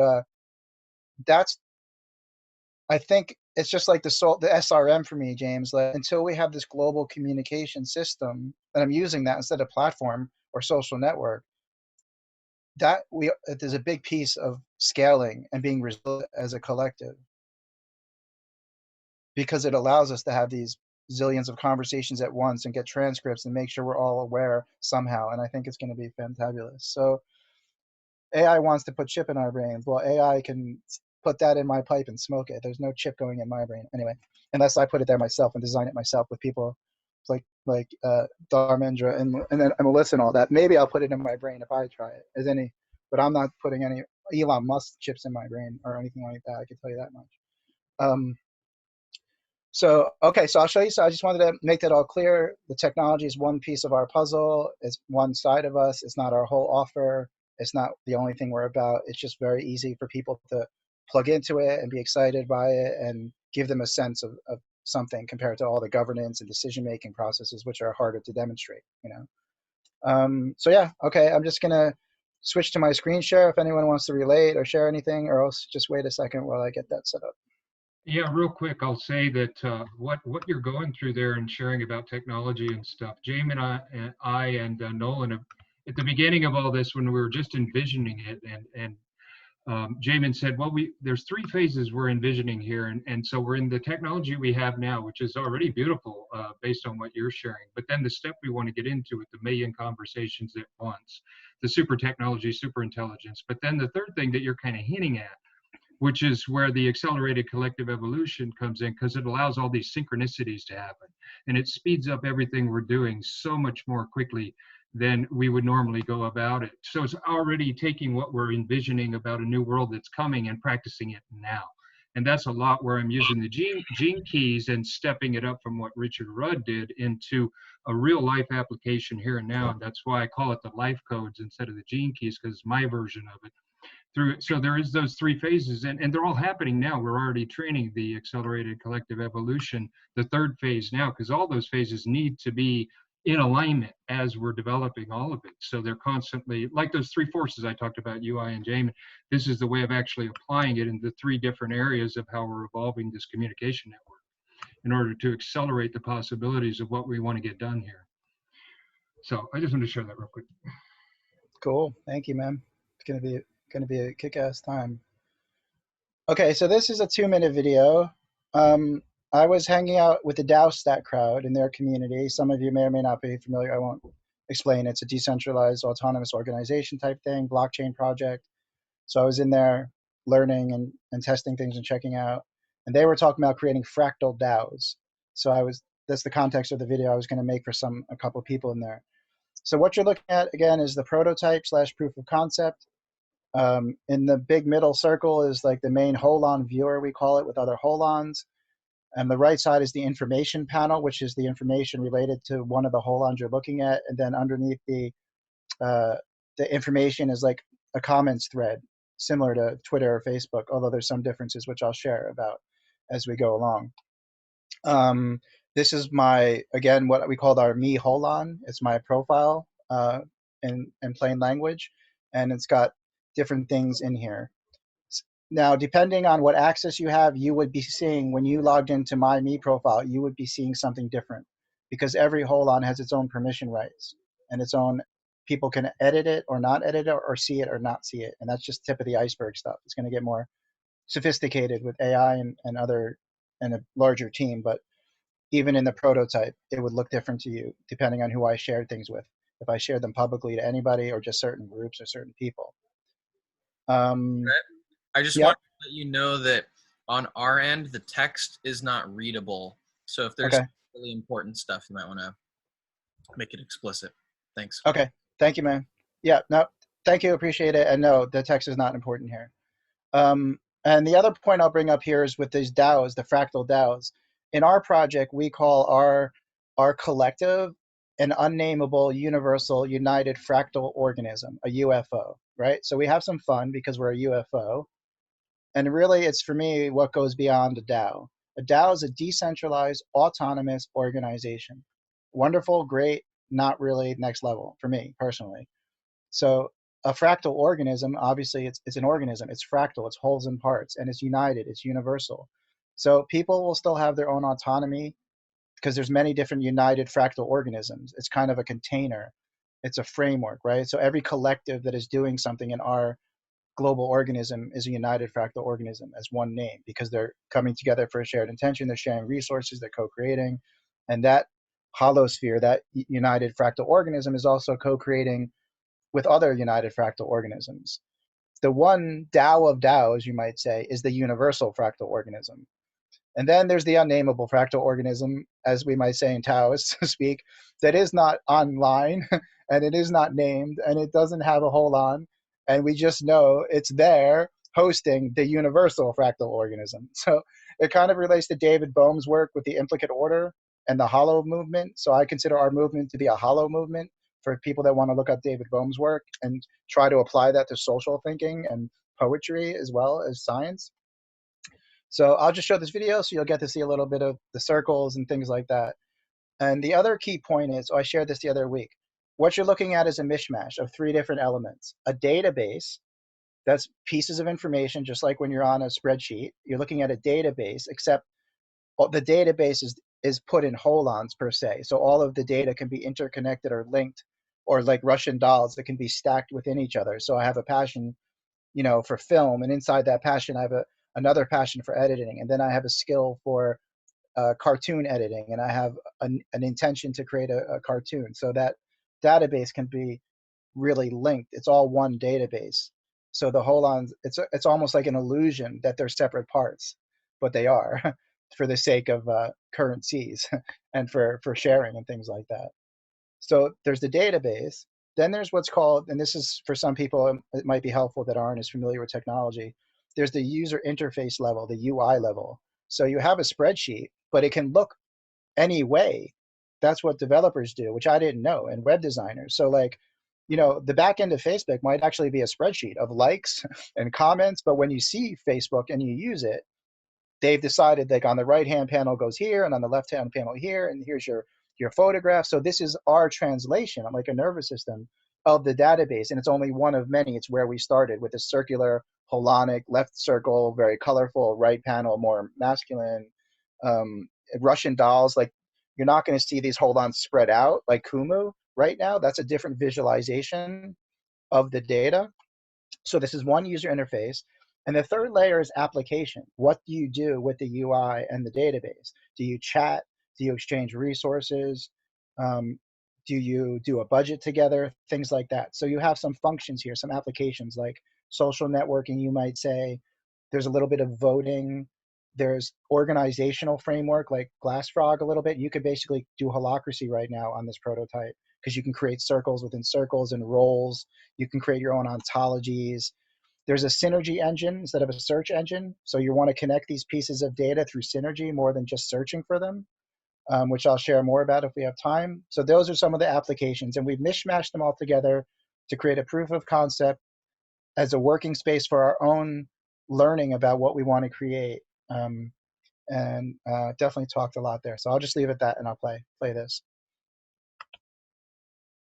Fractal database and a fractal interface. We use the word holon, holonic. A holon is a whole and a part simultaneously because we're into whole systems design and implementation and perception. So this is obviously, you've got what I would call my sovereign identity. It's my sort of main profile. It's called my me whole. Sorry, I guess I've already said a lot of this, but we'll show it anyway. It's only 2 minutes. Holon. We're going to be building this on Holochain to start with. This is on a centralized server right now, so it's not decentralized or distributed. Like I said, proof of concept. And I would consider this to be my sovereign identity on Holochain. So they have a solution for that.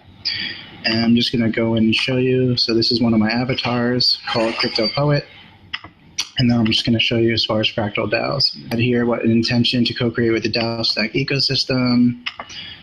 And what I like about what we have going on here is the fractal database and fractal interface. So what I did was I created a bunch of DAOs that I saw on the Alchemy page. And here we've got the main Genesis Alpha DAO. So you see when you come into the Genesis DAO, on the left here on the palette, you're able to create new DAOs just by doing this. Drag and drop, right? Creates a new DAO. Test.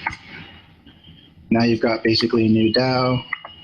And within this DAO, you can create more DAOs. And basically every me, the first thing I showed you is really a personal DAO, since we're all DAOs in a sense. So I would think you guys might be able to apply your imaginations to this kind of thing. This palette here on the left is basically the ontology for a specific community or a specific DAO or a specific field. And it's also a way to sort of gamify or create a mechanism for steps you want people to take. So they might only be able to map an intention. And once they do that, they have to map a vision. And then once they do that, maybe they can map a DAO and create a DAO.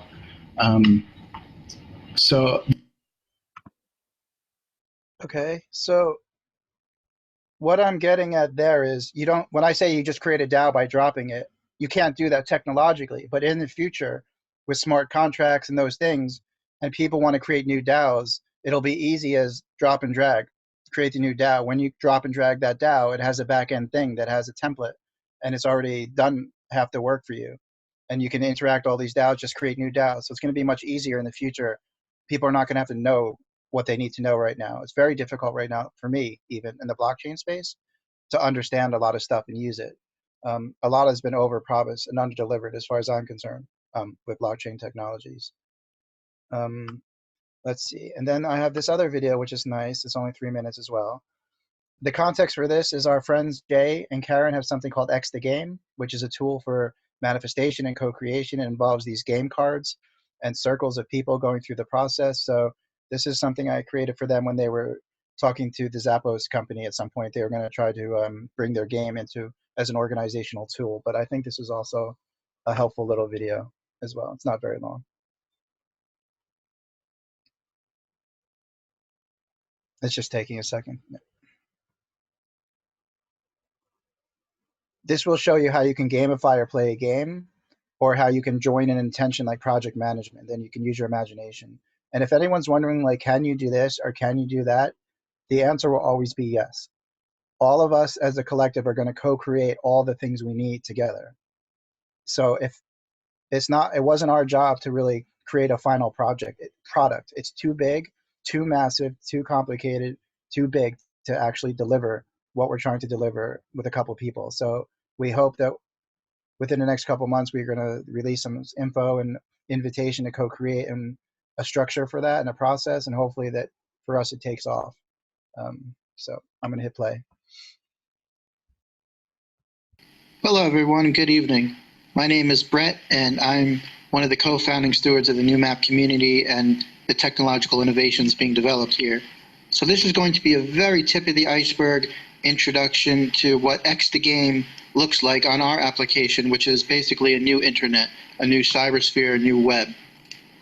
There's a lot more to the story. We'd be glad to share with you at any time.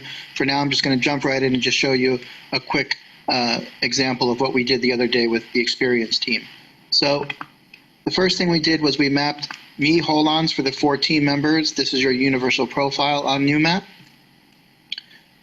The next thing we did was we created a game by simply dragging and dropping a game in here like this.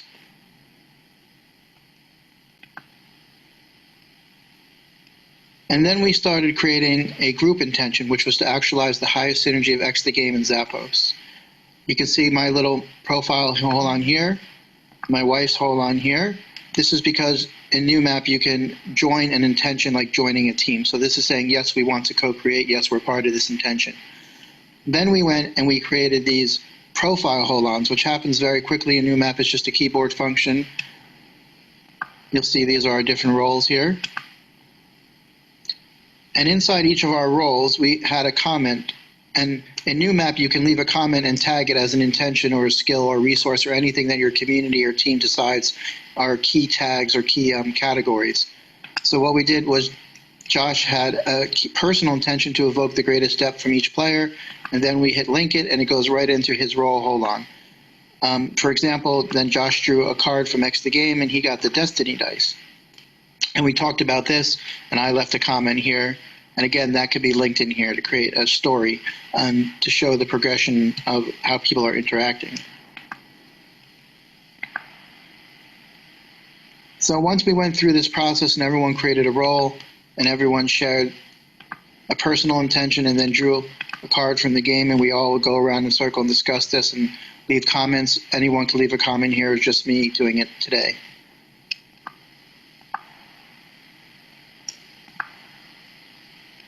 And what we did was we drew 3 cards. We drew a life card, a relate card, and a challenge card.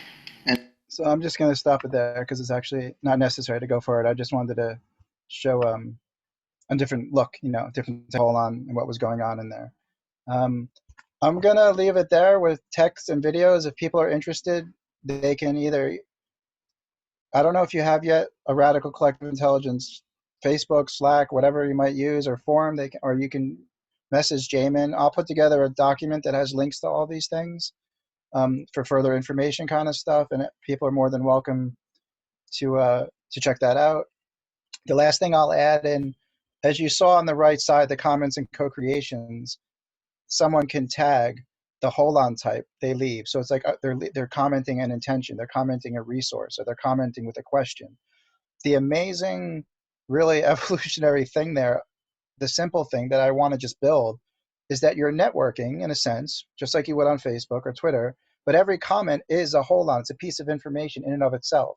So therefore it can be copied or linked somewhere else, and it can have its own thread of conversation. So you can see how like a mycelial viral conversation can happen.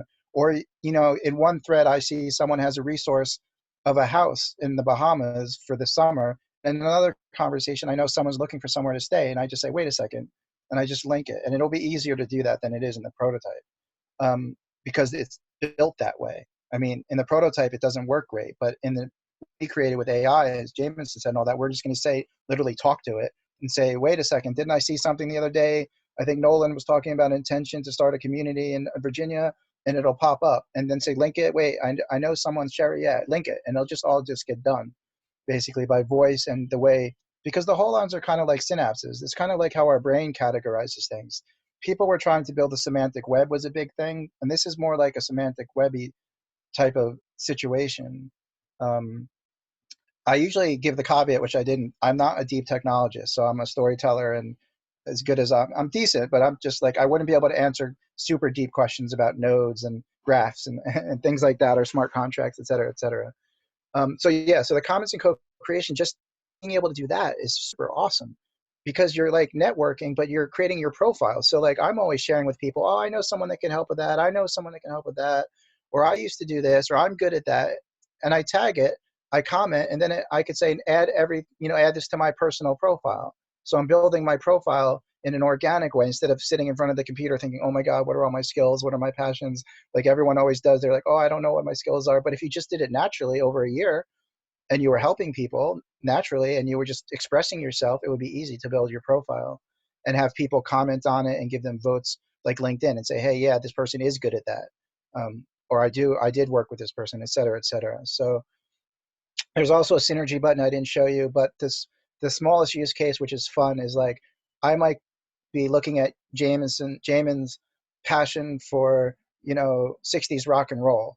And then I hit the synergize button, and on the right side, the search will bring up all of these different hold-on types: intentions, visions, resources, skills. So instead of just bringing up a list of things that sort of relate to 60s rock and roll, and Jamin, like when you do a search, just getting a bunch of websites that are also obviously on the first page because of money and SEO and all that, like that's a whole nother story. But it's like on the right side, it's gonna be like, oh, someone also has a passion for the Doors. Someone has a skill for playing 60s surfer music. So like in a second, you could create what we call like a co-creative hold on, and just start inviting people. Hey, did you want to co-create or something? Like I saw that it's just the lightest level of stuff we've done, but you use your imagination and be like, like imagine when that's like working smoothly and the AI is involved. And yeah, so just little things like that, this holonic database. And I don't even know if it is a holonic database in the most purest sense, like I said, like the scientific definition of holons. It's just that every entry is a piece of information that can be shared, and it's in many places at once. In the future, you'll be able to create a forked version of something that you change or add on to. But the first use case, which is amazing, people always understand, like layman people, and I'm generally a layman's person, I've learned all this stuff, is right now, if let's use something simple, like you got a new job and you got a new skill, and let's say you share that skill on LinkedIn, on Facebook, and 4 other social networks. If you wanted to, you'd have to go into every single one of those databases, log in, and change the fact that you just got a new skill. Like, that's crazy. That's craziness to me. So if you have a skill hold on in NewMap in your avatar that says, I'm good at typing, I type 30 words a minute, and now it's 50 words a minute, you just change it in your home profile, and anywhere you've ever shared that you have the skill, it's the same hold on. So it's just literally automatically updating because it's the same piece of information. But that's also like super awesome and super agile here, because what we're talking about is being more efficient with our time and optimal and co-creative. And to me, this is where the modern internet web 2.0 is not meeting the needs of the synarchy, as Dharmendra, and not everyone will get that, but it's the first 5,000, 10,000 people on a working NewMap to me that are the most interesting. Like, I'm personally not worried about my mom and dad yet getting it. I'm not personally yet worried about all of our parents and brothers and sisters easily getting it. I'm personally curious about getting a working version that 10,000 people can use. Speaking of the 1, 2, 3, 10,000, because if we can nail that version and not have it buggy and have it do the things we want it to do, there's going to be light speed of co-creative, radical collective intelligence. Yeah. All right. Was it Jubilee and then Dharmendra, I think? Yeah. All right, awesome. So in all this amazingness, I missed the name of the actual thing because it wasn't on the screen. What is the name of this holon generating social media platform amazingness? Well, its original name is NewMap, NOOMAP, which is based on the idea of the noosphere. What you missed is, like, we might change the names and stuff, like, and it's all it's a prototype, a proof of concept. So, and the current prototype, which was open to the public is down. As a note, I shared at the other call, I might as well just share it to be honest and vulnerable. Like, we need our next round of resources and funding from somewhere, like our little group. And I got tired of putting it on my credit card, and then my credit card's getting deeper, and I was paying $70 a month, which is not a lot. I don't really care, but I wanted to make a statement to the universe. Like, I'm done with this. I'm done with, like, why am I paying for this? Like, our whole team could use money. We need health concerns. Like, I mean, we need to up our game there. And we need a team, because there's only one person that could fix it, Chris, when it went down. And he's doing R&D, and he really doesn't like to be tied down to fixing things. It's not his archetype. And it's not fair to him. It felt not fair to me to not have someone to fix it, but it wasn't fair to him to be the one to fix it technically, because it was never his dream to be like fixing something when it breaks, really. He's a visionary artist, and he brings through the big pieces, like the big architecture and the big vision. So it's actually, for the first time in 3 years, ironically, meeting Jamin and all of you, this is the first time in 3 years I've had to try to share and explain using videos and screen grabs. I normally would have just got on the prototype and been flipping through it and showing everything. So it's been an interesting week for me also on an interpersonal level of like my own fears and interesting, like, oh, why did this happen now and what's going on, and some of the old stuff around resources, because it's all a learning curve and et cetera. So it's called New Map Jubilee. It's not right now available because it's just offline, and I can't get it back on yet. And it might change names, and it's one piece of what we're doing in a sense. Gotcha. And so you probably won't be able to answer my second question then, which is when can I use it if it's a prototype? How long? So I guess the better question is, how much money do you need to get to how much time do we need? How much money for the time? I can't answer all the questions. My biggest, I mean, literally to get it back on, I was on Amazon EC2 cloud servers. It was $70 a month. So obviously I could ask a bunch of people, can you guys help me out? I'll put in $10 a month so we can have it up, for the next 6 months, and I'm not paying on my credit card. This was probably the right community that would have all found a way to help me do that so we could all play with it.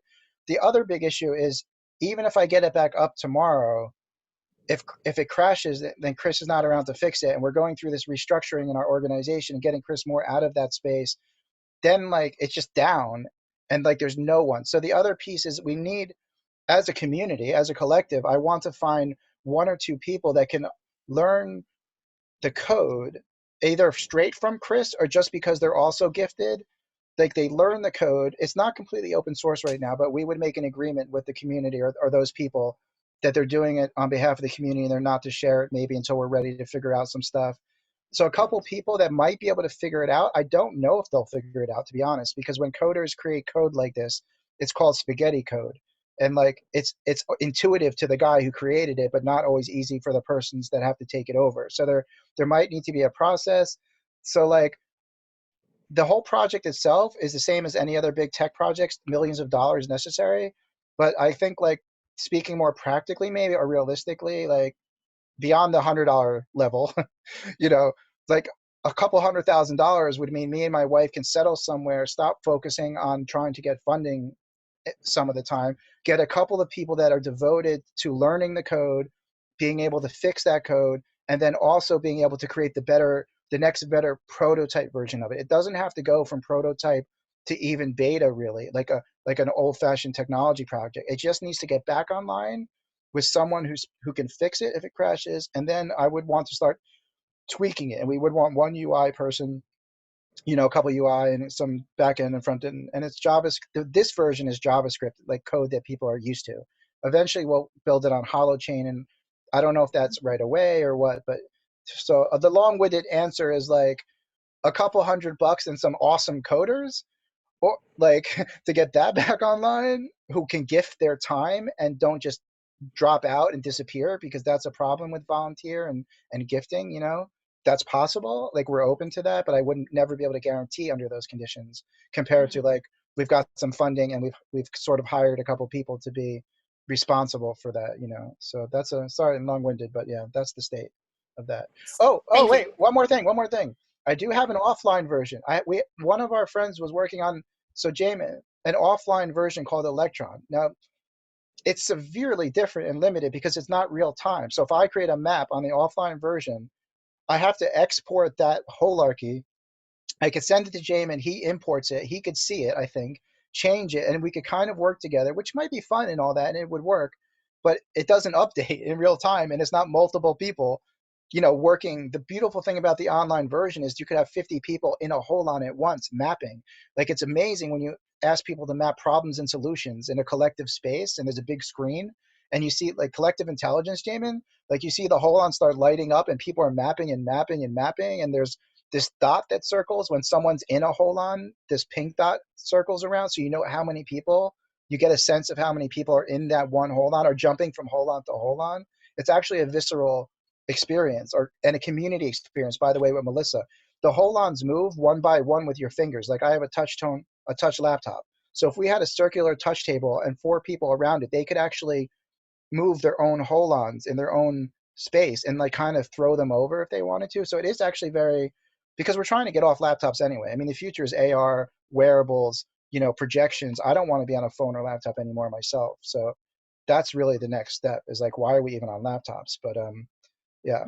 So that's so I can send anybody the offline version. It just has an agreement, like it's agreement pops up to you. Are you cool with using this? And we're not responsible, and please don't share the code with other people or something. And you can check it out. That's amazing.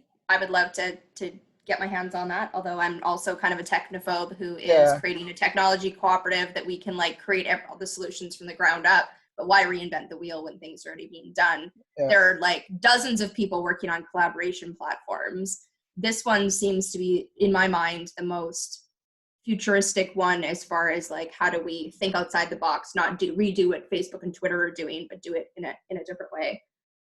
Like in an hour, we have our idea cafe for our meta project, which is a lot of technology problems have all these same problems that you're talking about, right? How do you find the people? How do you find the money? How do you find, and they're amazing projects, but either they don't get off the ground, or once they do get off the ground, they don't have the people to be involved in it.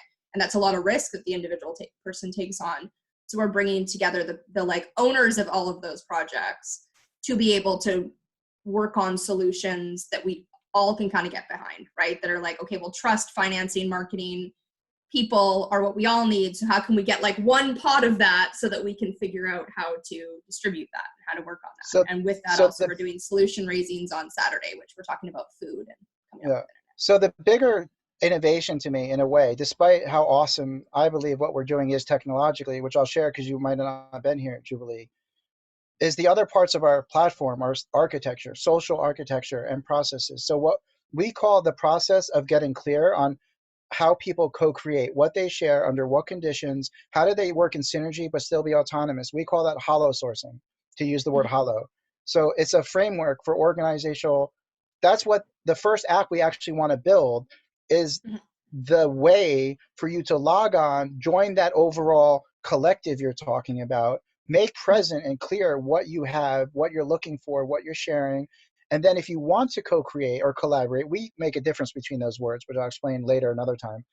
But if you want to do that, there's a process and a way to make sure everyone is satisfied, because we've learned a lot about clarity and agreements through our travels, and sharing governance and sharing money and all these things. And people are not, we need to up our games, all of us, on all levels, in my opinion. So, I mean, I'll speak for myself, but that's really a bigger part almost of what we've been doing, is creating that UFO I was talking about, this unified fractal organism that allows us to somehow share space and share our IP.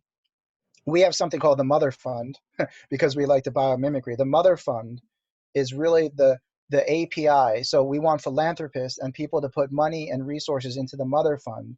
And the Mother Fund distributes money and resources to all of the collective according to algorithms that not just designed by 3 people, but let's just say you can trust that it'll be a collective thing, not just 3 people deciding. But let's just say there's algorithms, based on energetics, Chinese medicine, fairness, and all these kind of things, cooperative thinking, synergistic thinking, and autonomous thinking, that basically like, oh, there's a quest here, there's a quest here. This quest to get Brett working with Jubilee's project needs funding. And like the system those are the has exact same problems, that we're working on too, except that we're not looking to make the platform, we're more looking to do that through Zoom, through conversations, so that can kind of emerge from the ground up. And anyone with a project of any kind is welcome to come, including like, if that project becomes the thing that we then all jump onto, awesome. Or, like, how much do you own it? How much are you willing to give it up to the collective and dealing with it on an individual basis? But I don't want to take up too much time. I know Dharmendra wants to speak. I would love to chat with you outside of this because I know you only have 2 hours for this, and I will reach out to you. Thank you, Jubilee, for seeing that. What I wanted to share, Brett, which is really interesting, in seeing all your diagrams and your holons and all this stuff, is through accelerated collective evolution, I've discovered this kind of nesting sequence that happens with holons naturally in our actual spiritual body, what we are in a bigger picture, right? And so there's this term, I'm going to throw some big terms out right now because I want to catch some future space and bring it into future now, which is a fun thing to do through accelerated collective evolution, and just buzz everybody's brain cells and nervous system and all that stuff, because that's what I can do. So anyway, at the biggest omega sphere level, at the biggest stretch of our actual, I guess you can call it monadic body, that's a fun word to use, we're literally like 200 feet around, and we are literally a conscious entity there. And what we actually can do, that's our literal voyaging spaceship, that we can actually do what I call macro-dimensional voyaging. And you can pull in through this nesting process different future nows of different kinds of cosmic intelligence, depending on what you're writing through your belly, through your being, through the filaments of light. And this is all real stuff. This is very scientific description of very advanced meditative practices. And so I see that in upping our game and wanting to accelerate this into now as quickly as possible, and borrowing from your holonic things, is I think, I'll probably create some sessions where we can start to open up this macro-dimensional voyaging and start to tune into, because what we're working with at that multi-dimensional self level, at the biggest expanse of our omega sphere, is what you're all familiar with, the periodic table of the elements, right? Well, this comes through the Sufi transmissions, the periodic table of the angels. I'll say it again, the periodic table of the angels. There's 144 different dimensions of consciousness, which we have access to, as long as there's somebody who's actually opened that space up and broken through the veil of life and death, which happened in a mystical death and rebirth 26 years ago to me. So I'm not going to focus on that because I don't care about that. What I care about is the collective getting into this and doing it too. I don't really care about being up on a stage and sprouting, truisms and things. I care about everybody jumping into this and being able to actualize it. That's what I've been working with Jamin, and that's why this whole thing's exploded, because I know how this stuff works, even if I don't talk about it. So in that nesting process, as it stacks down through the bodies, you get to the crystal palace level. And that's a personal interaction space where you're relating. That's the genius or gift level, however you want to call it. The omega sphere is the siddha level.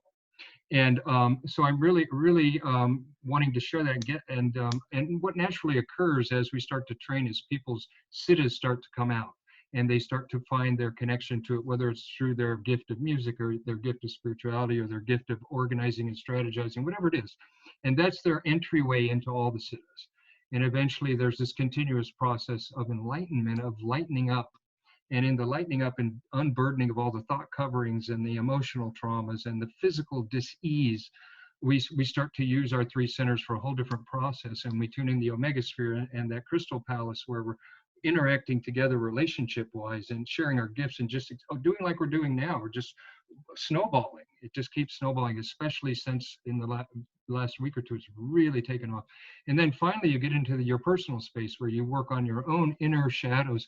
And that there's a place called the Heart of Transformation in there, the smallest sphere, but it's like a Buckminster Fuller vector equilibrium, the 14-sided with the 8 triangles and the 4 squares all put together. And you can stick a double tetrahedron through the triangles, if you know what I'm talking about. But down there in that level where you're absolutely stable and nothing can touch you, and you can transform anything that comes in that's a challenge or an obscurity or something, a problem you're working on, you can bring it into that space and transform it. And in a place like this where we have all these different people and so many who may have worked through certain shadows, you get that to come in. That's why I say our hearts are all linked through that heart of transformation. And so if somebody's working through a shadow, bam, in a space this big with this many people, can transform that in an instant, and that can all of a sudden be surrounded in our love, so that they catch that love and transform it instantly into their crystal palace, into that Metatron's cube, which is a 3-dimensional double tetrahedron, one on top of the other, the Merkaba.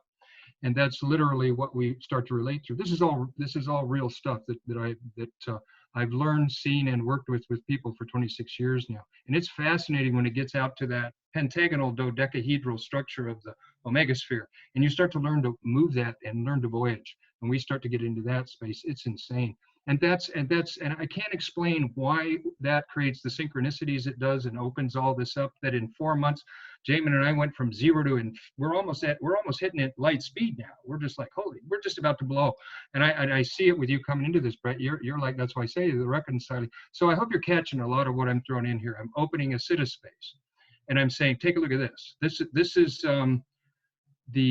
which one is it? It's transparency, the 59th sitta. 59th gate sitta. This is transparency. This is where you get to see what normally most people don't get to see unless they die. And even then, they may just go unconscious until they wake up wherever they went. But this is the process that happens in between. This is what shows you what you're made up of and how we can be super creators now, and how we can start to bring all this in a very real. Because I've just literally creamed my spiritual genes listening to you through this whole process. Like, holy cow, let's go. I mean, and Jamin knows exactly what I'm talking about, because same thing happened with me and him meeting. It's just insane. But I just wanted to throw that in because I know we're getting toward the end of your thing and I don't want to hog up all the space, but I want to give you a little taste of how I can start to play with ideologies and frameworks and perception and experience and manifesting, sensations in your body that give you signals that this is actually real and not just some boring conversation. So thank you. Right on. That's what Barbara Marx Hubbard calls suprasex, vocational arousal, the fusing of genes instead of from procreation to co-creation, which was always one of our favorites. I call it cosmic orgasm. Yeah. All right. Well, the 2 hours are up. Jamin, everyone's, thank you so much for all of the listening and kindness and patience. What a amazing space I've landed myself in. Dylan popped in. Thanks to Dylan Howard for inviting me. Jamin and Nolan, you crazy biatches, 24 hours live. We did this once at our Synergy Hub thing, by the way. It took us like 3 weeks to prepare for the 124-hour thing, and after it, everyone was burnt for like 2 months. So props to you all who are responsible for being online for 24 hours. I'm actually gonna come back in and out as much as I can. Just a million thanks for the invitation, for the love, for the sharing, for the patience. I'm really, really, really happy and thankful to all of you. Really am. I really am. Thank you so much, Brett. Yeah, thank you, Brett. It's top of the hour. Sailesh, Dr. Sailesh Rao has just joined us. I'll introduce him in a couple of minutes. But just to wrap up here, I am quite confident I speak for everyone here and everyone watching and everyone not here. Brett, we love you with our giant holonic collective heart. We love you. Just look around you. Look at all the positive affirmations. We love you. And you know what? Just like with Dr. Sailesh Rao, who's here every week for like 7 or 8 weeks in a row, minus 1 week when he's traveling or something like that. I would like to extend an invitation to you, Brett, to, number one, make this your home. Feel very much at home here. Number two, come back again and again and again. We can get you on a regular schedule. We can have the Brett's Holonic Universe hour or 2 hours or whatever, literally every week. The way it feels to me right now, we're all just getting to know each other. Getting to know you, as my mom would sing. We're all getting to know each other. So, and that takes time. And it takes repetition. It takes, we need a week just to digest what you've put on the table and then come back for the second course. So really, please keep coming, and we can coordinate on timing and calendar and all those details. Not a big deal at all. And I'm just so excited to see and participate in your software platform rebirthing so that we can all use it and meet there as well. So exciting. Anyway, I want to welcome everyone who's just arrived. Dr. Sailesh Rao, who's our next speaker, who will be leading for the next 2 hours. Benjamin and Suzanne, Dylan. Ray's been hanging with us for a while. Haven't heard your voice yet. Love to hear from you. Love to hear from everyone. Everyone, feel free to come and go. as you please. This is your house. Come and hang with us. And we're going to, now I'd like to introduce a dear friend and mentor and partner, Dr. Sailesh Rao, who is the leader of Vegan World 2026 within Climate Healers. This is the second part of a 7-part series that Sailesh is leading for us on how not to go extinct. That's a skill we'd all like to acquire. It's a collective skill, cannot be practiced alone, must be practiced collectively. And the title of today's talk that Sailesh is going to deliver is called Make America Brave Again. But before, I just want to see, Brett, do you have anything finally you'd like to add on before we shift gears from Brett's Holonic Universe to how not to go extinct?